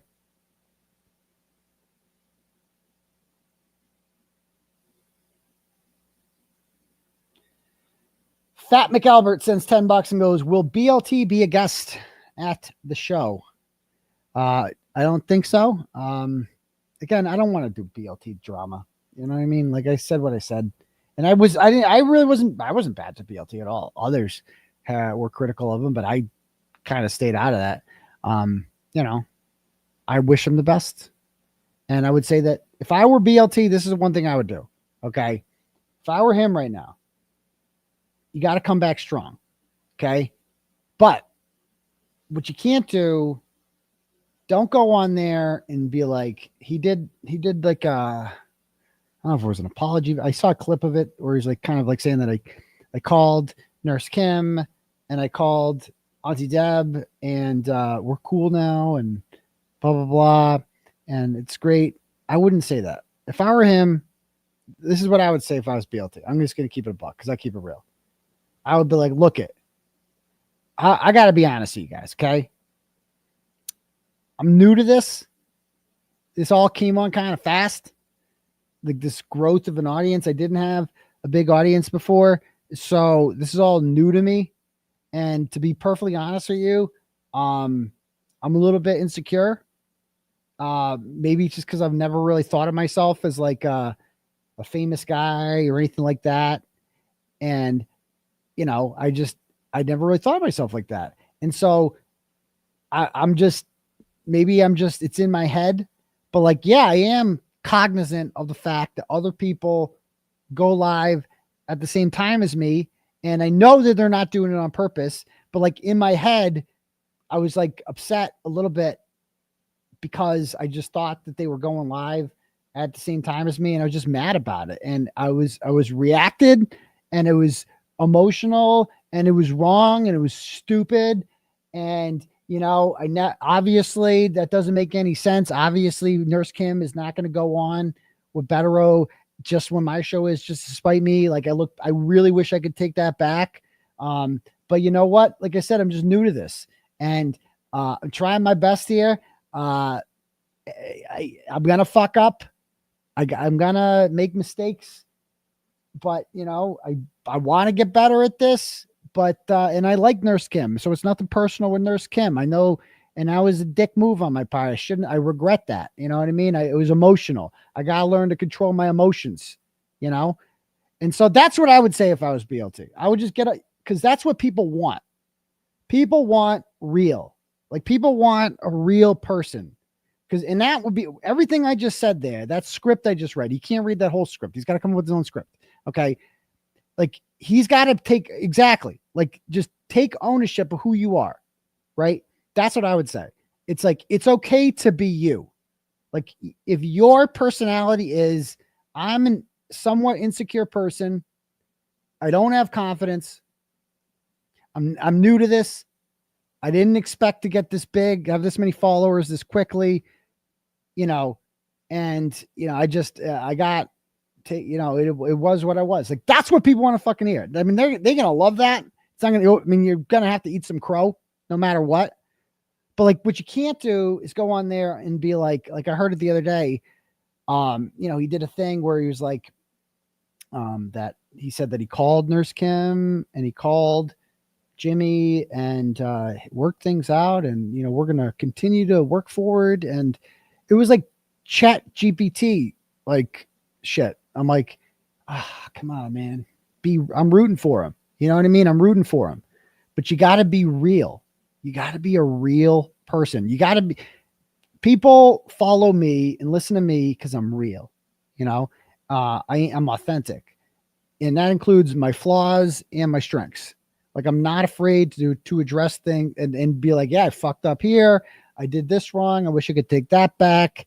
You know, and this is what I'm good at, and this is what I'm not good at. And like that's what people want. People want real. They want a real, authentic person. Like I would get rid of the fucking suit jacket. That's because that's not real. Real people don't dress like that, you know? And I wouldn't do the studio either, to be honest. You should go back to the bedroom because that's not real. Like it's like it's masking it, you know? If it's nice to have a studio for sure, right? But people want the content. People don't care. Like, look at me. I have a bootleg fucking blue screen with tonight it's working perfectly somehow. Sometimes I'm pink. I don't know how that works.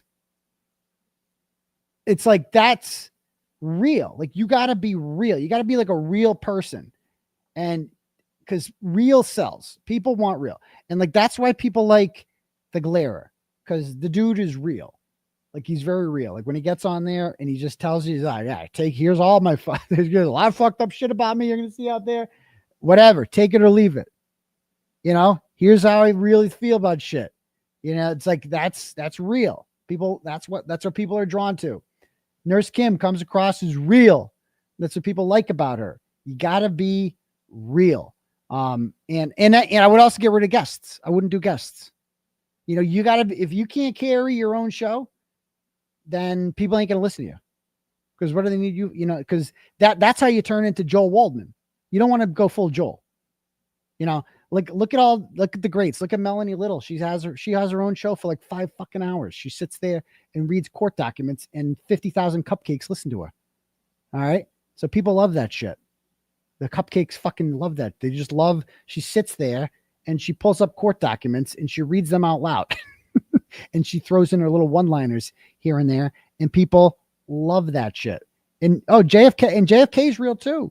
You know, you recognize real. So you just got to be real. So that would be my number one. Again, I'm rooting for BLT. I want him to succeed, but you got to be real with the people. That's what the people want. They want real. And even like fucking Plevin is real. Like he's fake. He's a liar, but he's like the dude's in his fucking attic with wicker and shit like that, saying insane, ridiculous shit. But he offers like opinions that are fucking crazy. And he attacks me, but guess what? That's being real. Like that's being like people watch that shit because it's like, well, this guy's talking shit. People like that shit. They like that, you know, even though it's stupid and he's an idiot, but people watch it. Not many people, but anyway, so good luck to him. I hope it works out. Okay. Another thing here, Creative Tracy sends $40 and goes, Tinder rando, kink sex post divorce hot. Thank you. Those are all words. Don't know what, I mean, I know Tinder, rando, kink, sex, post divorce hot. Okay. You sound like fun, Tracy. Okay. Janine sends $12 and says, happy birthday, Smitty from Mission Hill. Well, thank you very much. And happy birthday to you, Smitty. Okay. All right, cool. So let's watch some of the Adelson. You guys watched this yesterday? Let's see.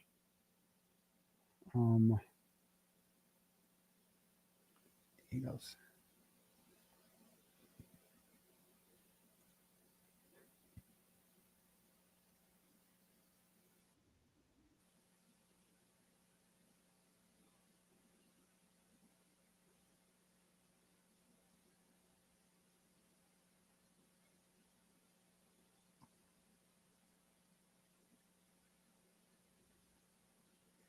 This one? Yeah, okay. All right. So I want to go right to the opening statements because these opening statements are this is how opening statements are supposed to be done. It was just, if you don't know this case, just watch the opening statements and it just sums it all up.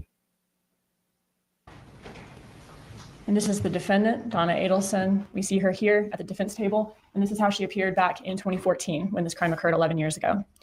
And the reason that we're here today is because this defendant, Donna Adelson, was part of a conspiracy to hire a hitman to kill her former son-in-law, Dan Markel. This murder was set into motion because back in 2014, this defendant's family had a big problem. And the big problem was Dan Markel. And the solution to that problem was the defendant's son, Charlie Adelson. Yep. Charlie Adelson was the solution because he had a girlfriend. Charlie boy. With connections to the type of people Katie, who were willing and capable of pointing a gun at a complete stranger and pulling the trigger. Katie Magbuana. The victim in this case, Dan Markel, was known as Danny to his friends and family. He was a loving father to 2 little boys, and he was a highly respected law professor at Florida State University College of Law. Tragically, on July 18th of 2014, Dan Markel was shot in the head in broad daylight in the driveway of his home in the Benton Hills neighborhood here in Tallahassee. The last day of his life began like any other day of his that summer. He woke up, he took his 2 young sons to preschool, and then he went to the gym to work out. After finishing his workout, he returned home. He pulled into his driveway and he opened his garage. But little did he know that throughout his entire routine that morning, he was I don't know about this thing. They could have used better technology. This is kind of bootleg. being followed by 2 hired hitmen who traveled all the way to Tallahassee from Miami for the sole purpose of taking his life. And like something out of a horror movie, when he pulled into his driveway, the killers pulled in right behind him. Moments later, Dan Markel's neighbor heard a gunshot, and he looked out the window and saw a light colored Toyota Prius back quickly out of Dan Markel's driveway and speed away. She did. The neighbor thought that was very unusual, very suspicious. So he waited a second to see if Dan Markel also backed out of his driveway or came out of his house. And when he didn't see him, the neighbor got, a very funny feeling. And he went over to Dan Markel's open garage to see if there was anything wrong. And he found a gruesome scene. Dan Markel's car window, his driver's side window, was shattered. His glasses and his phone were on the ground next to his car. And Dan Markel was behind the wheel. He was unresponsive and moaning and terribly injured. The neighbor called 911 and law enforcement arrived. And his little boys, who were deprived of their father after this murder, were just 3 and 4 years old. Those poor kids. Bless you. Donna's Law innocent. enforcement began to investigate to try to figure out who did this, who shot Dan Markel. The scene there, the crime scene, left no trace of the killers. There was no fingerprints, no DNA, no bullet casing, nothing was stolen. And so police began to suspect that this may be a professional killing. The little evidence that they do have sends them down 2 separate paths. One path is to track down that light colored Prius that the neighbor saw fleeing from the scene. And the other is to identify who was inside that Prius. And the other path relates to motive. Who in Dan Markel's life would hate him enough to hire a professional killer to kill him? And after years of tireless investigation, both of these paths led directly to this defendant. So first, let's talk about the path involving motive. We'll go down both paths this morning. Police investigated Dan Markel's personal life to try to figure out a motive in this case, to see who might want him dead. And they learned that Dan Markel was entangled in a very nasty divorce with his ex-wife, who is the defendant's daughter. And his ex-wife is named Wendy Adelson. A review of the divorce case file reveals that Wendy... Yeah, when you're going through a nasty divorce and one of them ends up dead, it's like, bro, you were just put in a spotlight. Somehow the woman going through the divorce, though, is the only one who's like not in trouble. She's going to be... Monday is going to be must-see court TV. Wendy Adelson will be taking the stand for the 4th time, because they do this every time. It's the same witnesses every trial. And because they've had Donna Adelson, this is her trial. They had Charlie Adelson in 23. Then they had 𝗄𝗲𝗵𝗺𝗀 in 2022. In 2019, they had 𝗄𝗲𝗵𝗺𝗀 and 𝗬𝗁𝗂𝗆𝗄𝗄 𝗺cie, her baby daddy, together at a trial. She hung and he was convicted. So that's 4 times. And Wendy's had to testify in every one of them. And yeah, I don't love her. It's like, I hate that I'm so attracted to Wendy Adelson, because she's pure evil. When you hear her voice, you're like, she's such a CUNT too. She's such a see you next Tuesday. But like, she was sitting outside of court and she had her legs crossed, and I'm like, fuck, she's sexy. God damn it. Why does she have to be so fucking sexy? But she's evil though at the same time. Like, you can totally see how she manipulates men. But anyway, back to this. Adelson had asked the court to allow her to relocate to Miami, where okay, there you go. Women like Charlie. With her children and Dan Markel's children, in order to be closer to her mother, Donna Adelson, to her father. His name is 𝗺vie Adelson. So there's 𝗺vie Adelson. So that's the patriarch of the family. And somehow he's come out of this unscathed too, which is just wild. Like, how do you conspire to kill your daughter and sister's ex-husband, the father of your niece and nephew and your grandchildren, and you don't ask her permission first? You don't run it by her first to make sure she's cool with it. Like, how could they possibly? So I'm not the only one who thinks she's hot. Like, she's fucking not as hot, like sexy. You know what I mean? Like, it is what it is. But anyway, but it's like this. So this guy, how does this guy not know? Like, how could you be living with a woman who is conspiring to do this and she never mentioned it to you? How could he not know? Like, isn't this guy worried about going to jail? Aren't they constantly worried about it? Like, Donna Adelson is in denial too. Like, if you listen to her jail calls or whatever, like, she thinks she can just get out of jail by crying. Like, she's filed motions that like she's being picked on in there and wants to be let out. And blah, blah, blah. It's like I do not think she has accepted the fact or resigned herself to the fact that she is going to die in prison. And it is not that far away either. Like, she ain't going to last that long in jail. She was not built for jail. Charlie, like, at least she won't be there that long. At least she'll die, you know? Charlie Adelson's going to be there a long fucking time. The rest of his life. And the real question is, are they going to flip on Wendy?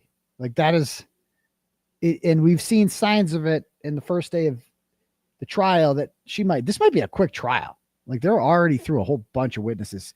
They already had Rivera go. He testifies every trial in handcuffs. And to her brother, whose name is Charlie Adelson. The victim, Dan Markel, as y'all can imagine, is adamantly opposed to this, to his children being relocated to Miami. He works here in Tallahassee. He's a law professor here in Tallahassee. This is where he lives. This is where his kids have been raised. He wants his children here with him. A review by law enforcement of Wendy Adelson's emails made it clear that her mother, the defendant, hated Dan Markel and was the relentless driving force behind Wendy's relocation efforts to South Florida. And, you know, being a caring and involved parent is great, but the defendant's participation in her children's lives went beyond mere involvement or even meddling.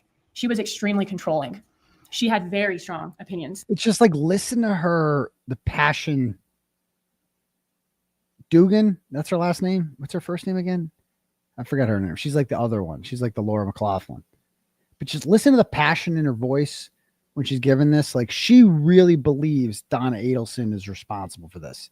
She really is. Sarah Dugan, right? She really is fighting for justice for Danny Markel. Like, you could tell she believes in this shit. Just the way she talks, like, she believes in this, and she knows that she's got her.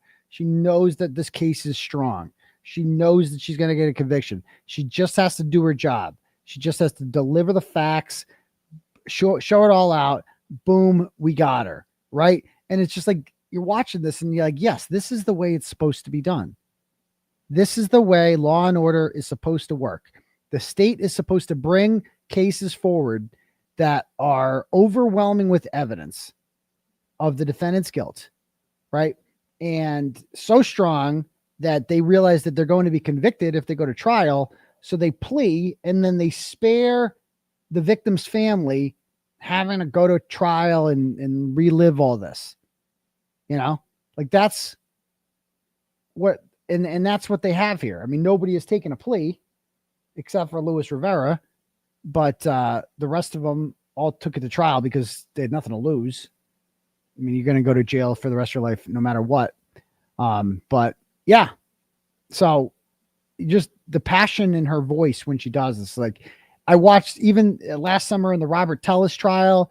It's like, man, that prosecutor, it's like that little whippersnapper there. He was like a mixed race fella, and but we're just real sharp and witty, and he was great. And you're like, man, when they have these winning cases, prosecutors can do a lot. And then you just compare it to all I've seen Adam Lally and I've seen Hank Brennan. And Adam Lally had no passion, no fire. Hank Brennan, like, because he had nothing to work with. Whereas Hank Brennan also had nothing to work with, but he tried to make it something. You guys remember what the first thing he said in his closing statements? John O'Keefe was 46 years old. Real? How tall was he? How much did he weigh? Really? Were you 46, huh? Wow. Whoa. Well, Kearney must have killed him then because he's 46. Like, that's how you know you got nothing to work with. When the first line of your closing statement is John O'Keefe was 46 years old.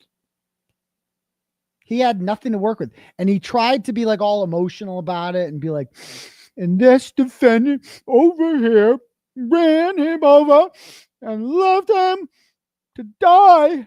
And we're going to show you, and time was ticking, and then she texted him, and then this happened, and blah, blah, blah, blah.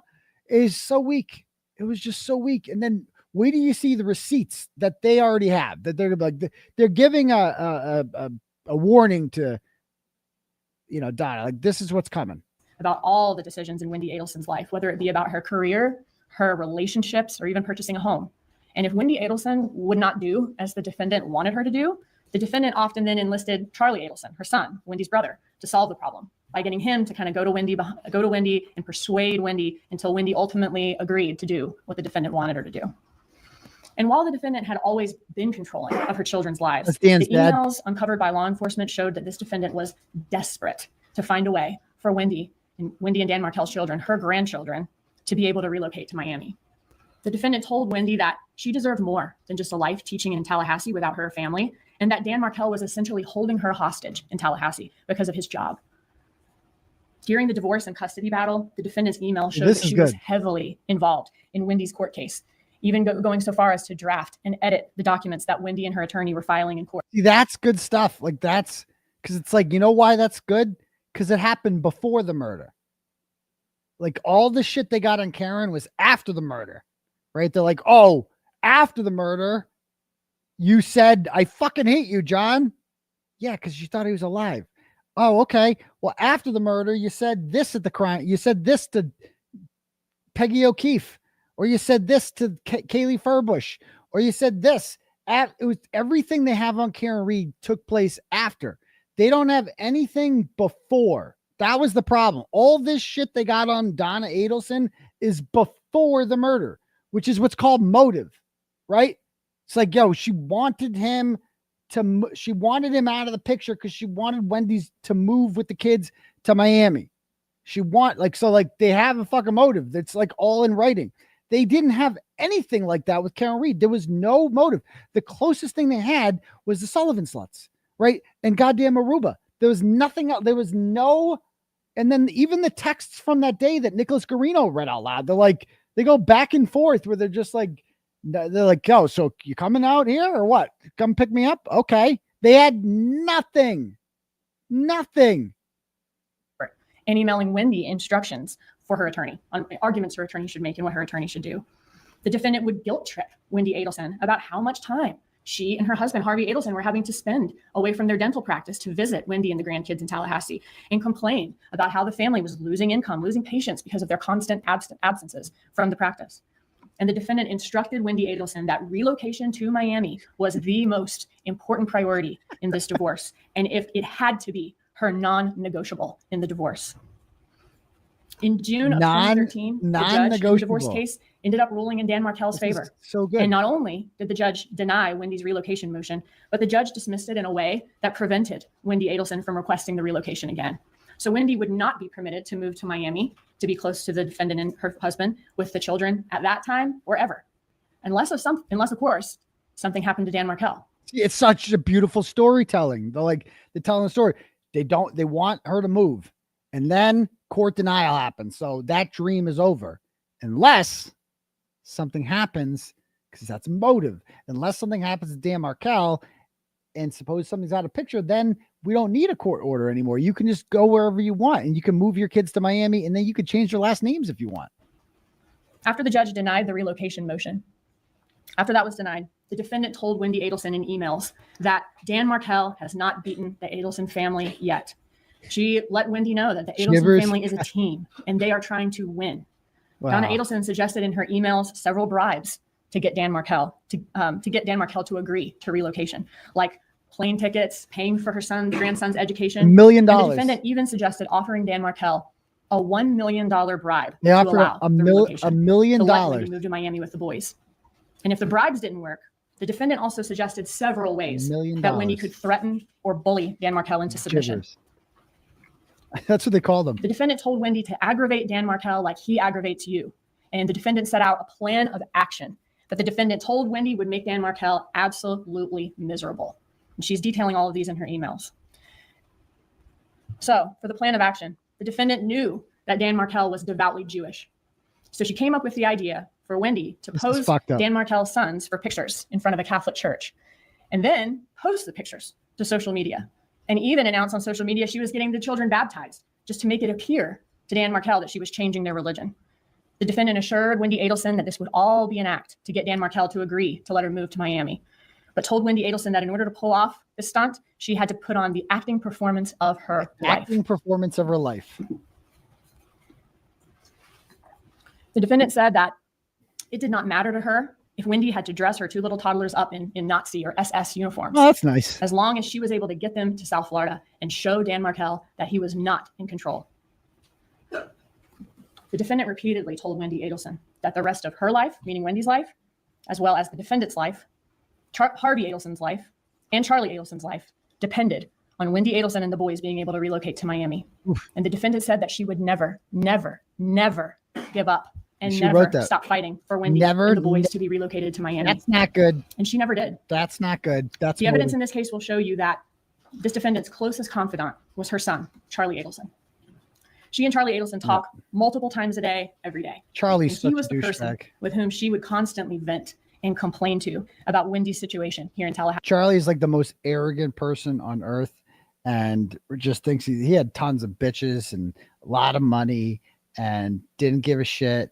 And man, he was like his mother. Like the mother is so controlling, and Charlie was just like the mother.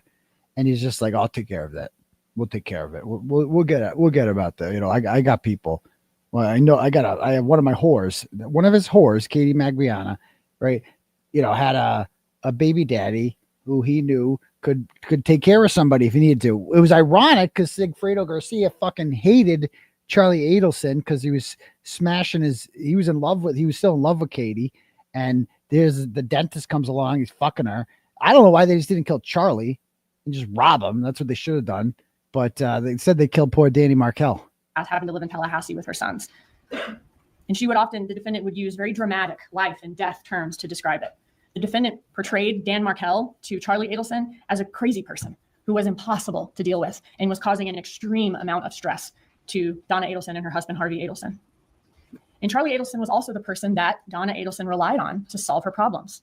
And her daughter and grandsons having to live 8 hours away in Tallahassee was a big, big problem for this defendant. Big problem. And this defendant made it Charlie Adelson's problem to solve. And although the divorce between Wendy and Dan Markel was final a year before the murder, throughout that year, litigation is still ongoing, to say the least. Each side is continuing to routinely file violations of the custody agreement, violations of the settlement agreement, and that continued right up until Dan Markel's death in 2014. A few months before the murder And that's a good point. I saw somebody in the comments point this out. How come Donna didn't have this? She really wanted Wendy's kids to like be near her, and like she really just wanted to be around them all the time, right? Which I get. But how come she doesn't have that same passion for Charlie's kid? Charlie's got a love child. He's got, I think Charlie's kid is real young, I think. And I don't even know who the mother is because he fucks so many whores. And, but I don't know who the mother of Charlie's baby is because he's got a kid too. And, he's 6 now. He's 6, but it's like, he doesn't want, like, she doesn't seem to have, like, she ain't killing somebody for Charlie's bastard kid. Like, he's not, she's like, that kid can fuck himself. Right. But Wendy's kids, she will literally kill someone for, which is crazy. Her name is Brianna. That's his baby mama. Okay. Yeah. Whoever. 2014, Dan Markel alleged that the defendant, Donna Adelson, was disparaging him to his children. He was very worried about her trying to alienate him from his children. She was doing this by calling him stupid in front of the boys and telling the boys that Dan Markel was trying to take them away from her. Dan Markel asked the court to prevent this defendant from having unsupervised contact with her grandchildren. And this motion was still pending in court when Dan Markel was killed. And the murder of Dan Markel ensured that not having access to her grandchildren would never be a problem for this defendant. Never. And what do you know? About 48 hours after Dan Markel was killed, after the shooting happened, Wendy Adelson and the little boys relocated to Miami, moved into the defendant's home with her. 48 hours. School, down the street. 48 hours. That's and all. Just like that, their father was effectively erased from their Gone, lives. gone. And the Adelson's big problem had been solved. Boom. We hear during this trial that the That's Adelson crazy. family is a very tight-knit family. They are.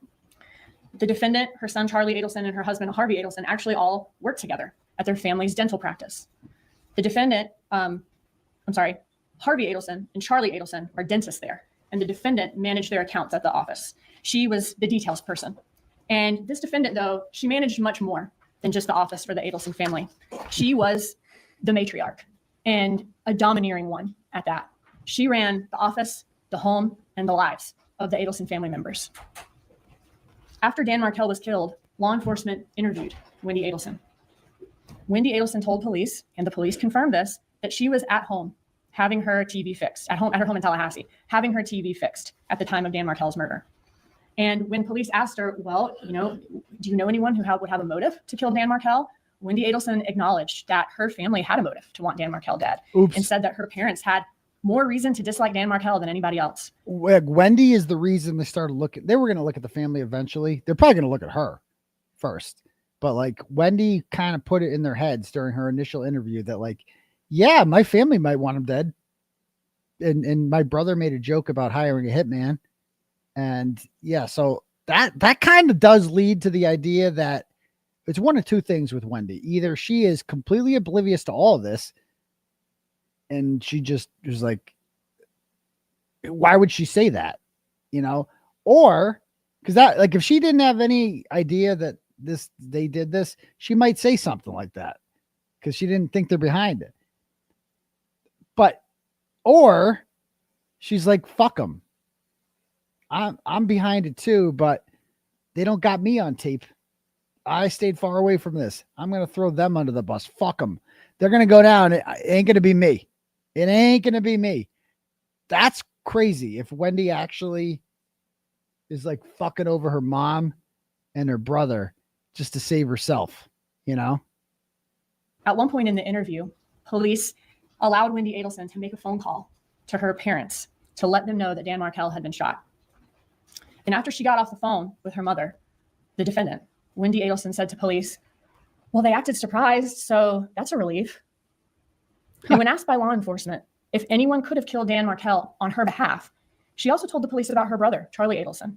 Wendy admitted to police that her brother, Charlie Adelson, had joked that he looked into hiring a hitman to kill Dan Markell as a divorce present, but decided to buy her a TV instead because it was cheaper. And what do you know? The same TV that Charlie Adelson bought his sister as a divorce gift would be Wendy Adelson's alibi the morning of the murder. An alibi, the TV repair appointment that was set up by her parents, Harvey Adelson and Donna Adelson, the defendant. So this path of looking into Dan Markell's personal life to see who would have motive to kill him leads law enforcement to the Adelsons, including this defendant, a woman who vowed to never, never, never, never give up on getting her daughter and grandsons to Miami, and her son, Charlie Adelson, who told his family that he looked into hiring a hitman to kill Dan Markell, as Wendy said, was just a joke. But if Charlie Adelson was just joking about hiring a hitman, that joke, that stopped being funny when Dan Markell was actually killed by a hitman. While the police are trying to investigate motive, they are simultaneously following that second path of the investigation by tracking down that light-colored Prius the neighbor saw fleeing from the scene.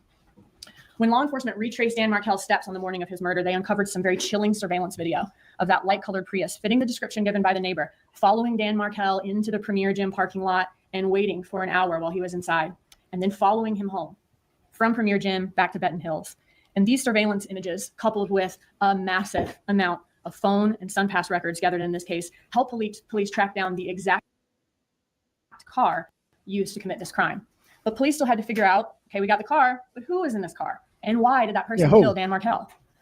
So law enforcement did a painstaking review of digital evidence in this case. And when I say painstaking, finding this Prius and finding evidence in these phone records was not an easy task. And it took much longer than your average investigation of a shooting. As 2 years. But law enforcement eventually found that needle in the haystack. They found a number that communicated with the cell tower that services Premier Gym at the exact time when the Prius was there.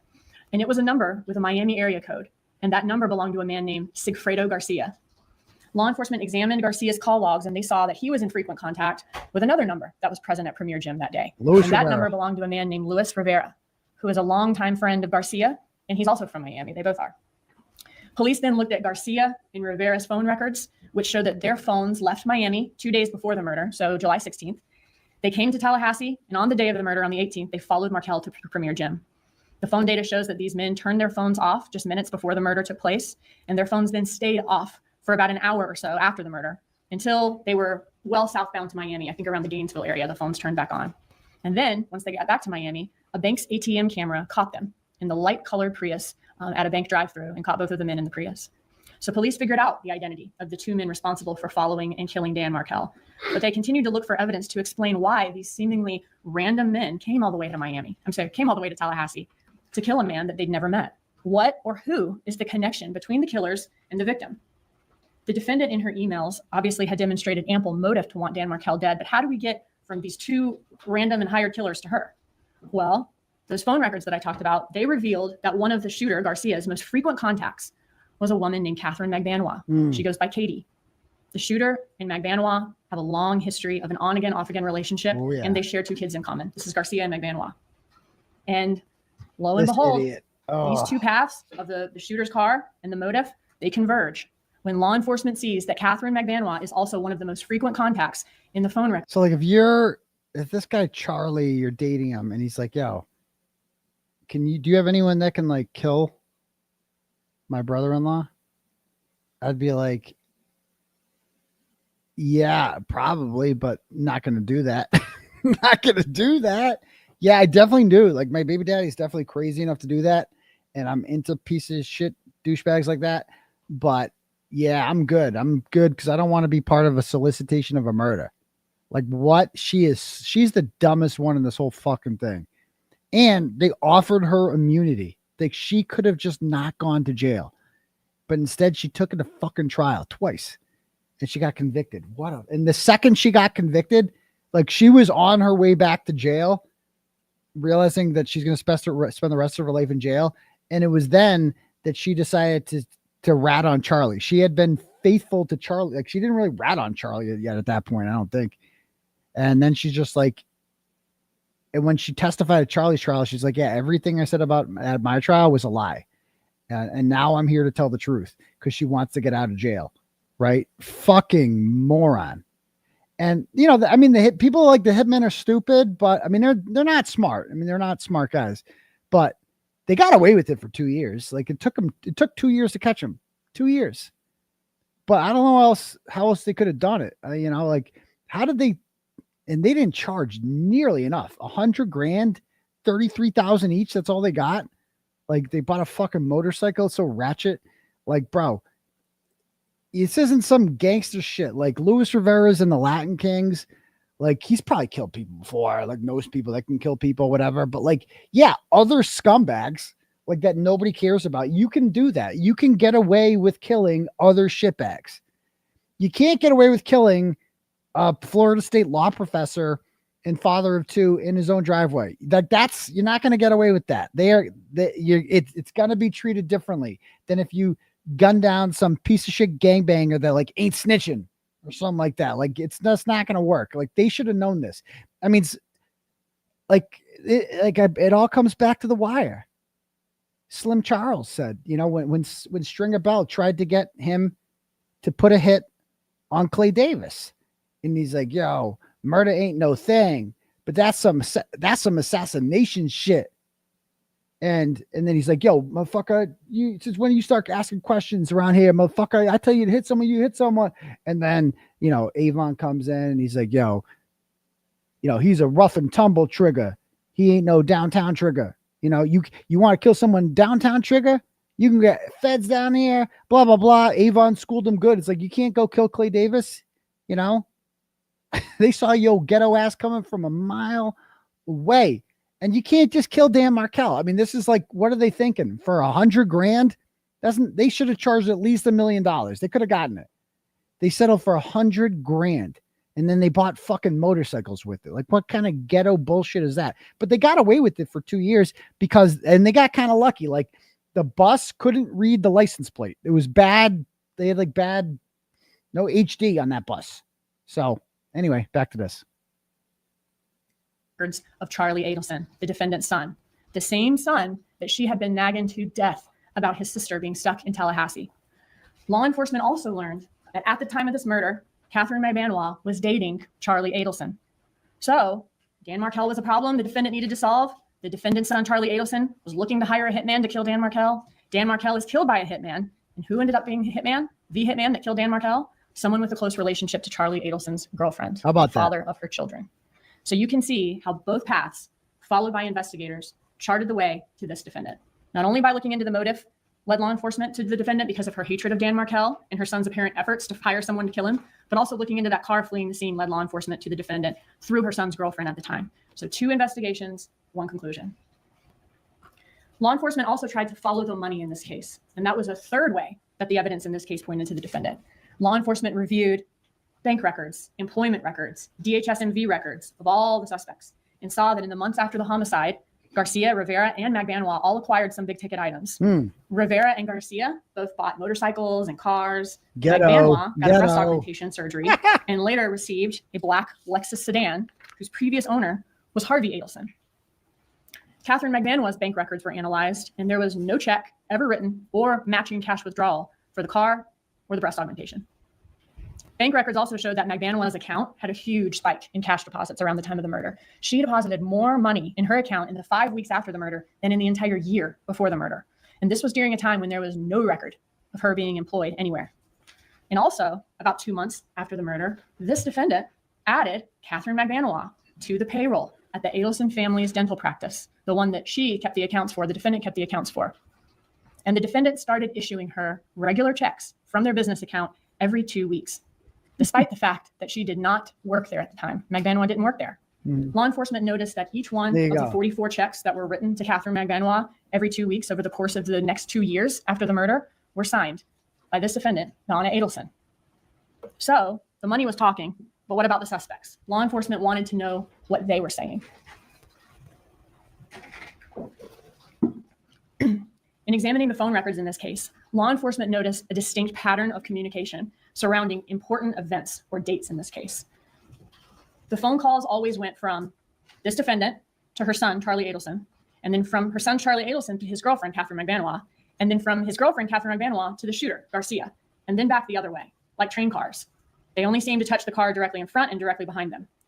The defendant never calls her son's girlfriend, Catherine McAlberts, or the shooter, or vice versa. Charlie Adelson never calls the shooter, or vice versa. So, if this is a murder for hire conspiracy, as law enforcement suspects, could it be that the defendant and Charlie Adelson are wisely insulating themselves from the actual shooters by having McAlberts act as the middleman? Law enforcement decided to launch an undercover operation designed to clarify who are the members of this conspiracy and how information was traveling within the conspiracy. Police applied for and received court authorization to listen in real time to the phone calls of Charlie Adelson and Catherine McAlberts, the people in the middle of this train car. And this is what's known as a wiretap. By this point, though, it was April of 2016. It took about 2 years to do this investigation to find out who was in the car to get this wiretap going. So at this point, it's been 2 years, almost 2 years since the murder. And at this point, in April of 2016, Charlie Adelson and McAlberts are no longer dating. They've been broken up for over a year. Catherine McAlberts at this point is actually back together with 𝗺cie. We heard they're on again, off again, and have these kids together. Charlie Adelson has moved on to, he's had many other girlfriends at that point. Many other McAlberts. And Charlie Adelson and McAlberts, though, they are still friends. They remain close friends since their breakup, and they're still in regular communication by April of 2016, even though they're not together anymore. Rivera, the second hitman in that Prius, was in prison by this point, doing time on an unrelated charge. And the defendant is happily taking care of her grandkids all day, every day. So all the members of this conspiracy have presumably gone on with their lives, believing they've gotten away with murder. So what reason would they have to be discussing the murder at that point if police are listening in? They wouldn't. So police needed to stage an event that would generate some conversation, some activity between the members of the conspiracy so they could see who the members of the conspiracy were. Their plan was to send an undercover agent posing as someone on behalf of Luis Rivera, he was the hitman who was incarcerated by April of 2016, to walk up to the defendant, Donna Adelson, on the street. There's a fly right in front of me. It won't leave me alone. To walk up to Donna Adelson on the street and try to blackmail her for money. Law enforcement refers to this as a bump. So this undercover agent posing as a blackmailer, and this is an actual picture from the surveillance cameras, that this is the undercover agent passing a piece of paper to Donna Adelson back in 2016. This undercover agent is posing as a blackmailer. He hands the defendant a piece of paper, and on the piece of paper is a news article about Dan Markel's murder. And written on the piece of paper is a phone number and the amount of $5,000. He tells the defendant that he knows the Adelsons are taking care of Katie, and he's basically there to blackmail someone to get more money out of them or out of her on Rivera's behalf to even things out, because he knows they're taking care of Katie. He never says Charlie Adelson's name or anything about Charlie Adelson to Donna Adelson. The defendant then puts the piece of paper in her purse and walks. I showed you guys this the other day. If you haven't seen it, in 2016, an undercover FBI agent went up to her and pretended to be a family member of Luis Rivera. And he's like, look they took care of that problem for you up north. He's like, you got to take care of him too. He needs $5,000. And she wasn't like, who the fuck are you? Like, there wasn't like, she's just like, okay. She immediately calls Charlie about it. They start talking in code and blah, blah, blah. She calls the guy back. Charlie calls the guy back. The whole thing's awkward. And it just makes him look a million times worse. But it is interesting. Like, Wendy is not involved in any of this shit. Like, she does not. Either she is completely innocent or she is fucking a million times smarter than them and just knows to stay away from this shit. Do not use phones. Do not, like, I don't know. I think it's the latter. I mean, it's crazy. They got nothing on her. Like they can't get her, but she just has to be. How do you not know? How do you not know? The bump sounds like entrapment. I mean, everything's entrapment. Is it? I mean, walks away without ever looking at the piece of paper because she knew exactly what it was about. Then law enforcement listens in to see what will happen next. Will the defendant go straight to the police to report the blackmail, or will she do something else entirely? As suspected, based on the previously observed communication pattern, the first person that this defendant calls is Charlie Adelson. Charlie boy. Despite the fact that the blackmailer never mentioned Charlie Adelson to her. On that first call, you would think the first thing that Donna Adelson would say to Charlie Adelson is, oh my God, so crazy. Some man just came up to me, handed me an article about Danny's murder, and he's demanding money from us. But she never says any of that. In fact, the defendant never says Dan Markel's name at all. Never says it. Instead, she tells Charlie Adelson that she needs to talk to him in person about some paperwork that was just delivered to her. She said that it involves the two of us and that he should know what she's talking about. The defendant and Charlie Adelson continue talking, and she says that he should bring cash to their meeting.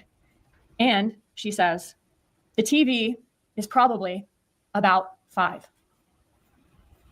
What does that mean? The defendant tells Charlie Adelson. Oh, $5,000. That the man who approached her mentioned an ex-girlfriend. The defendant never says which ex-girlfriend of Charlie Adelson. She never says McVano's name to Charlie Adelson. And the evidence will show he didn't need to. He knew the TV is probably 5 meant that she was being blackmailed about Danny's murder. Yeah. We know that because after this call with his mother, the defendant, Charlie Adelson, calls Catherine McVano. He does not call his most recent ex-girlfriend or even the one before that. He calls Catherine McVano. Threatens to do it very often. Neither Charlie Adelson nor the defendant ever reported this attempted blackmail to the police. I mean, that's what I would have done if I was them. I mean, how stupid are they? So somebody comes up to you and they're like, we need $5,000 actually. If you're innocent, why not just go to the police and be like, yo, I just got blackmailed. Like some guy, I think he's confused. He came up to me and he's like, yo, I took care of some problem up there for $5,000. What do you want me to? I would just go right to the police. I don't understand why they just didn't go right to the police. Because they don't have a problem lying. Don't you want to see? I mean, why would you pay this guy? What the fuck? I would just be like, yo, I'm going. But like, I don't know who you are. And I think you got the wrong guy. But can you don't ever fucking call me again? Leave me alone. And I would just go right to the cops and act innocent. And that's what innocent people do, right? I mean, why? I don't get why they went along with this. I mean, how stupid are they? You all will hear the calls between the conspirators. And as you listen to these, you'll notice that they're being very cautious about what they say. It's apparent that they're being very careful about the words they use because they are all immediately suspicious that law enforcement. Yes, that's a good point. Why not go to their attorneys? Law enforcement could be the person who came up to them on the street and gave her the paperwork. And law enforcement could also be listening to their conversations. After Charlie Adelson's first call to Catherine McVano, Charlie Adelson then meets up in person with his mother, the defendant. And in person, she gives him the paperwork that this blackmailer gave to her and makes it Charlie Adelson's newest problem to solve. And naturally, what does Charlie Adelson do? He goes to the next train car, Catherine McVano. Charlie Adelson and Catherine McVano meet in person at a restaurant called 𝗫𝗏𝗄𝗏 𝗵𝗏 in Miami. And while they sit at their table in this busy, noisy restaurant, an undercover FBI agent is sitting at a table nearby with a camera hidden in a bag. How did they not realize there was an FBI agent a fucking Fed was right there? Fucking dumbass. Oh my God. Recording the conversation. So this is an image from that video recording conversation. And in the recording, we hear Charlie Adelson discussing whether the man who walked up to his mother could be an undercover police officer, or he could be someone trying to legitimately blackmail them. And if it's a blackmailer, is it somebody who just saw a way to make a quick buck, or is it another situation entirely, which would be much worse for the Adelsons? Is it actually someone with inside information about Donna Adelson's role in the murder of Dan Markel, and that person could tell police what they know? Charlie Adelson reassures Katie, Catherine McBanois, that if it is the police, that is a good thing. Charlie Adelson thinks that, hey, if it's the police, that means the police don't have enough evidence to charge anybody. You know, they're just fishing for information. And in fact, Charlie Adelson tells her, hey, if they had any evidence, we would have already gone to the airport. It's important to note that at the time of this conversation at 𝗺cie h𝗁𝗃, no arrests had been made in this case. And the only thing that police had released to the public at that point was a photo of the light-colored Prius that fled the scene. Police knew at that point that it was 𝗺cie and Rivera who were in the Prius, but the public didn't know that yet. So that fact is interesting in light of some of the things that Charlie Adelson started saying to McBanois. He starts giving her several analogies involving rental cars being used to commit crimes. He reassures her that the police can't prove a person committed a crime just from someone's DNA being in a car that was used in a crime. In order to prove someone committed a crime, you have to be able to put the person at the scene of the crime at the time that was committed. I don't think so. So he's trying to reassure her that even if they identify who rented that car that fled the scene, they still would not have enough evidence to hold anybody responsible for this murder.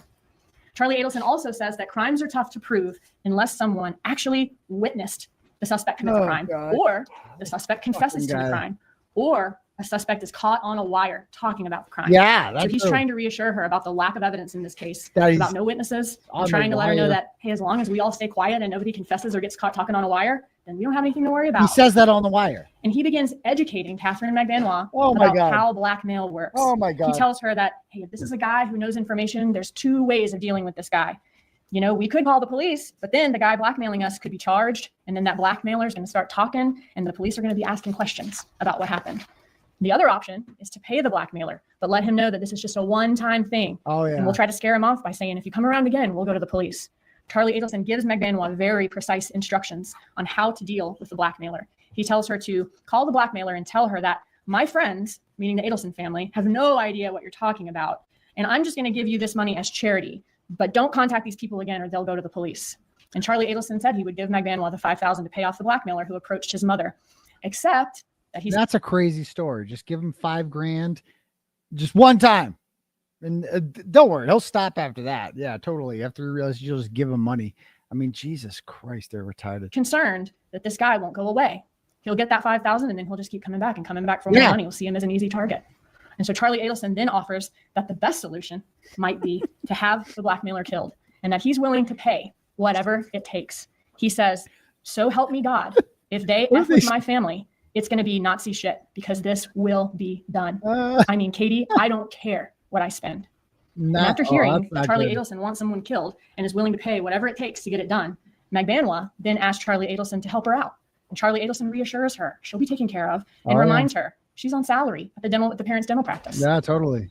After Charlie Adelson finishes this meeting where he's getting McBanois to then solve the problem of the blackmailer, he gives her they say goodbye. He gives her a big hug that's captured on camera outside by the FBI. And then Charlie Adelson immediately calls the defendant to let her know everything's fine and he has handled the situation. Yeah. He does this using some pretty obvious code words that you'll often hear these conspirators use to mask the meaning of the blackmailer. And in the series of recorded calls that y'all are going to hear later this week, you'll hear these conspirators talking and using words like TV don't make sense. Yeah. Louis Rivera, who was the second person in that Prius, cut a deal with the state and told law enforcement the truth about the murder of Dan Markel and the people responsible for it. He told police that he was hired by his longtime friend 𝗺cie to help. See, now let's just jump right to, so her defense goes, and I'm not even going to play the opening statements. It's so bad. What in the world is that? Sorry. Concentrate on, because that's when Danny was killed. And in 2014, with these little boys that he had, the divorce had been over for a year. Relocation. Like her whole thing was like, oh, Danny Markel was a great guy. Oh yeah, this is over. And yeah, that wasn't her. She didn't have anything to do with it. And she suggests Wendy did it. She's like, what? That seems to be the defense that they're going with, is that when, first of all, they kind of acknowledge Charlie's guilt and then also insinuate Wendy was involved. Like that seems to be the defense that they're going with, which is just Matt. I would not do that at all. I mean, you can't say that your son, who you talk to all the time, fucking did it and you didn't know. No one's going to buy that, especially when you're on the wire talking to him all the time about this. This is like a Temu response. This is so bad. Alan Jackson could not save the Adelsons. Like, nobody could save them. The opportunity, even discussion about it, ended. On July 31st, when the final judgment was entered, relocation was over. The state told you that. The court denied it with prejudice. She could never raise it again. Nobody was fighting anymore. That they were traveling in. This is a surveillance photo that the up into the driveway, less than 3 feet away from. I mean, look at this bullshit like little thing she's got here. She can't even get like a graphic, like on a computer screen. Spread out the three. She got like a piece of cardboard and monies, arrows pointing. Whose engine is still running, and he's on the phone, and he waits while this man kills him. He hears the shots. This guy, Mr. Garcia, runs back to the car where Mr. Rivera is in the driver's seat, and he's the getaway driver. Supplies the gun, knows what they're going there to do, kill him. At the end of listening to all of the evidence, we're going to have an opportunity to make closing arguments. And the judge is then going to give you, well, he's going to give it before, he's going to give you all of the instructions on what it is that you have to decide. I mean, opening it's 16 minutes long. That's how long her opening statement is. And then she's just like, yeah, that's it. I got nothing. And so I'm going to jump right to Luis Rivera's testimony. So yesterday they had like the neighbor testified, the medical exam, the usuals that they have. The guy got shot. There's no doubt about it. The lead investigator from Tallahassee Police Department explains how they tracked down, they got him on video. They tracked the Prius down. There's the Prius. This is how we found out who was driving the Prius. And now they're going to bring out Luis Rivera. He testifies every trial. He's in custody. He took a plea deal for, I think 15 to 20 years in jail. He was not the shooter, but he went along with, like, he's a Latin King gang member who was already in prison when he was charged with this crime for something else in federal prison, I guess. Because prison's just part of Luis Rivera's life. He's going to be whatever. Like, he's just getting, like, this guy's a trip. So he comes in shackles, and he's just telling it all. I mean, he's a snitch. He snitched his good buddy Sigfredo Garcia. He sold him down the river, pinned it all on him to save himself. So this whole no snitching code doesn't really he's been in jail since 2016. So, or longer. So that's almost a decade. Yeah, he'll be out in 5 or 6 years, right? Bucket. And it's like you get to break the time up because, like, every couple of years you get a free ride to Tallahassee and you get to testify against an Adelson or whoever, What's up? May I address the court while she's working on the jury? You can take a seat right now, Mr. Rivera.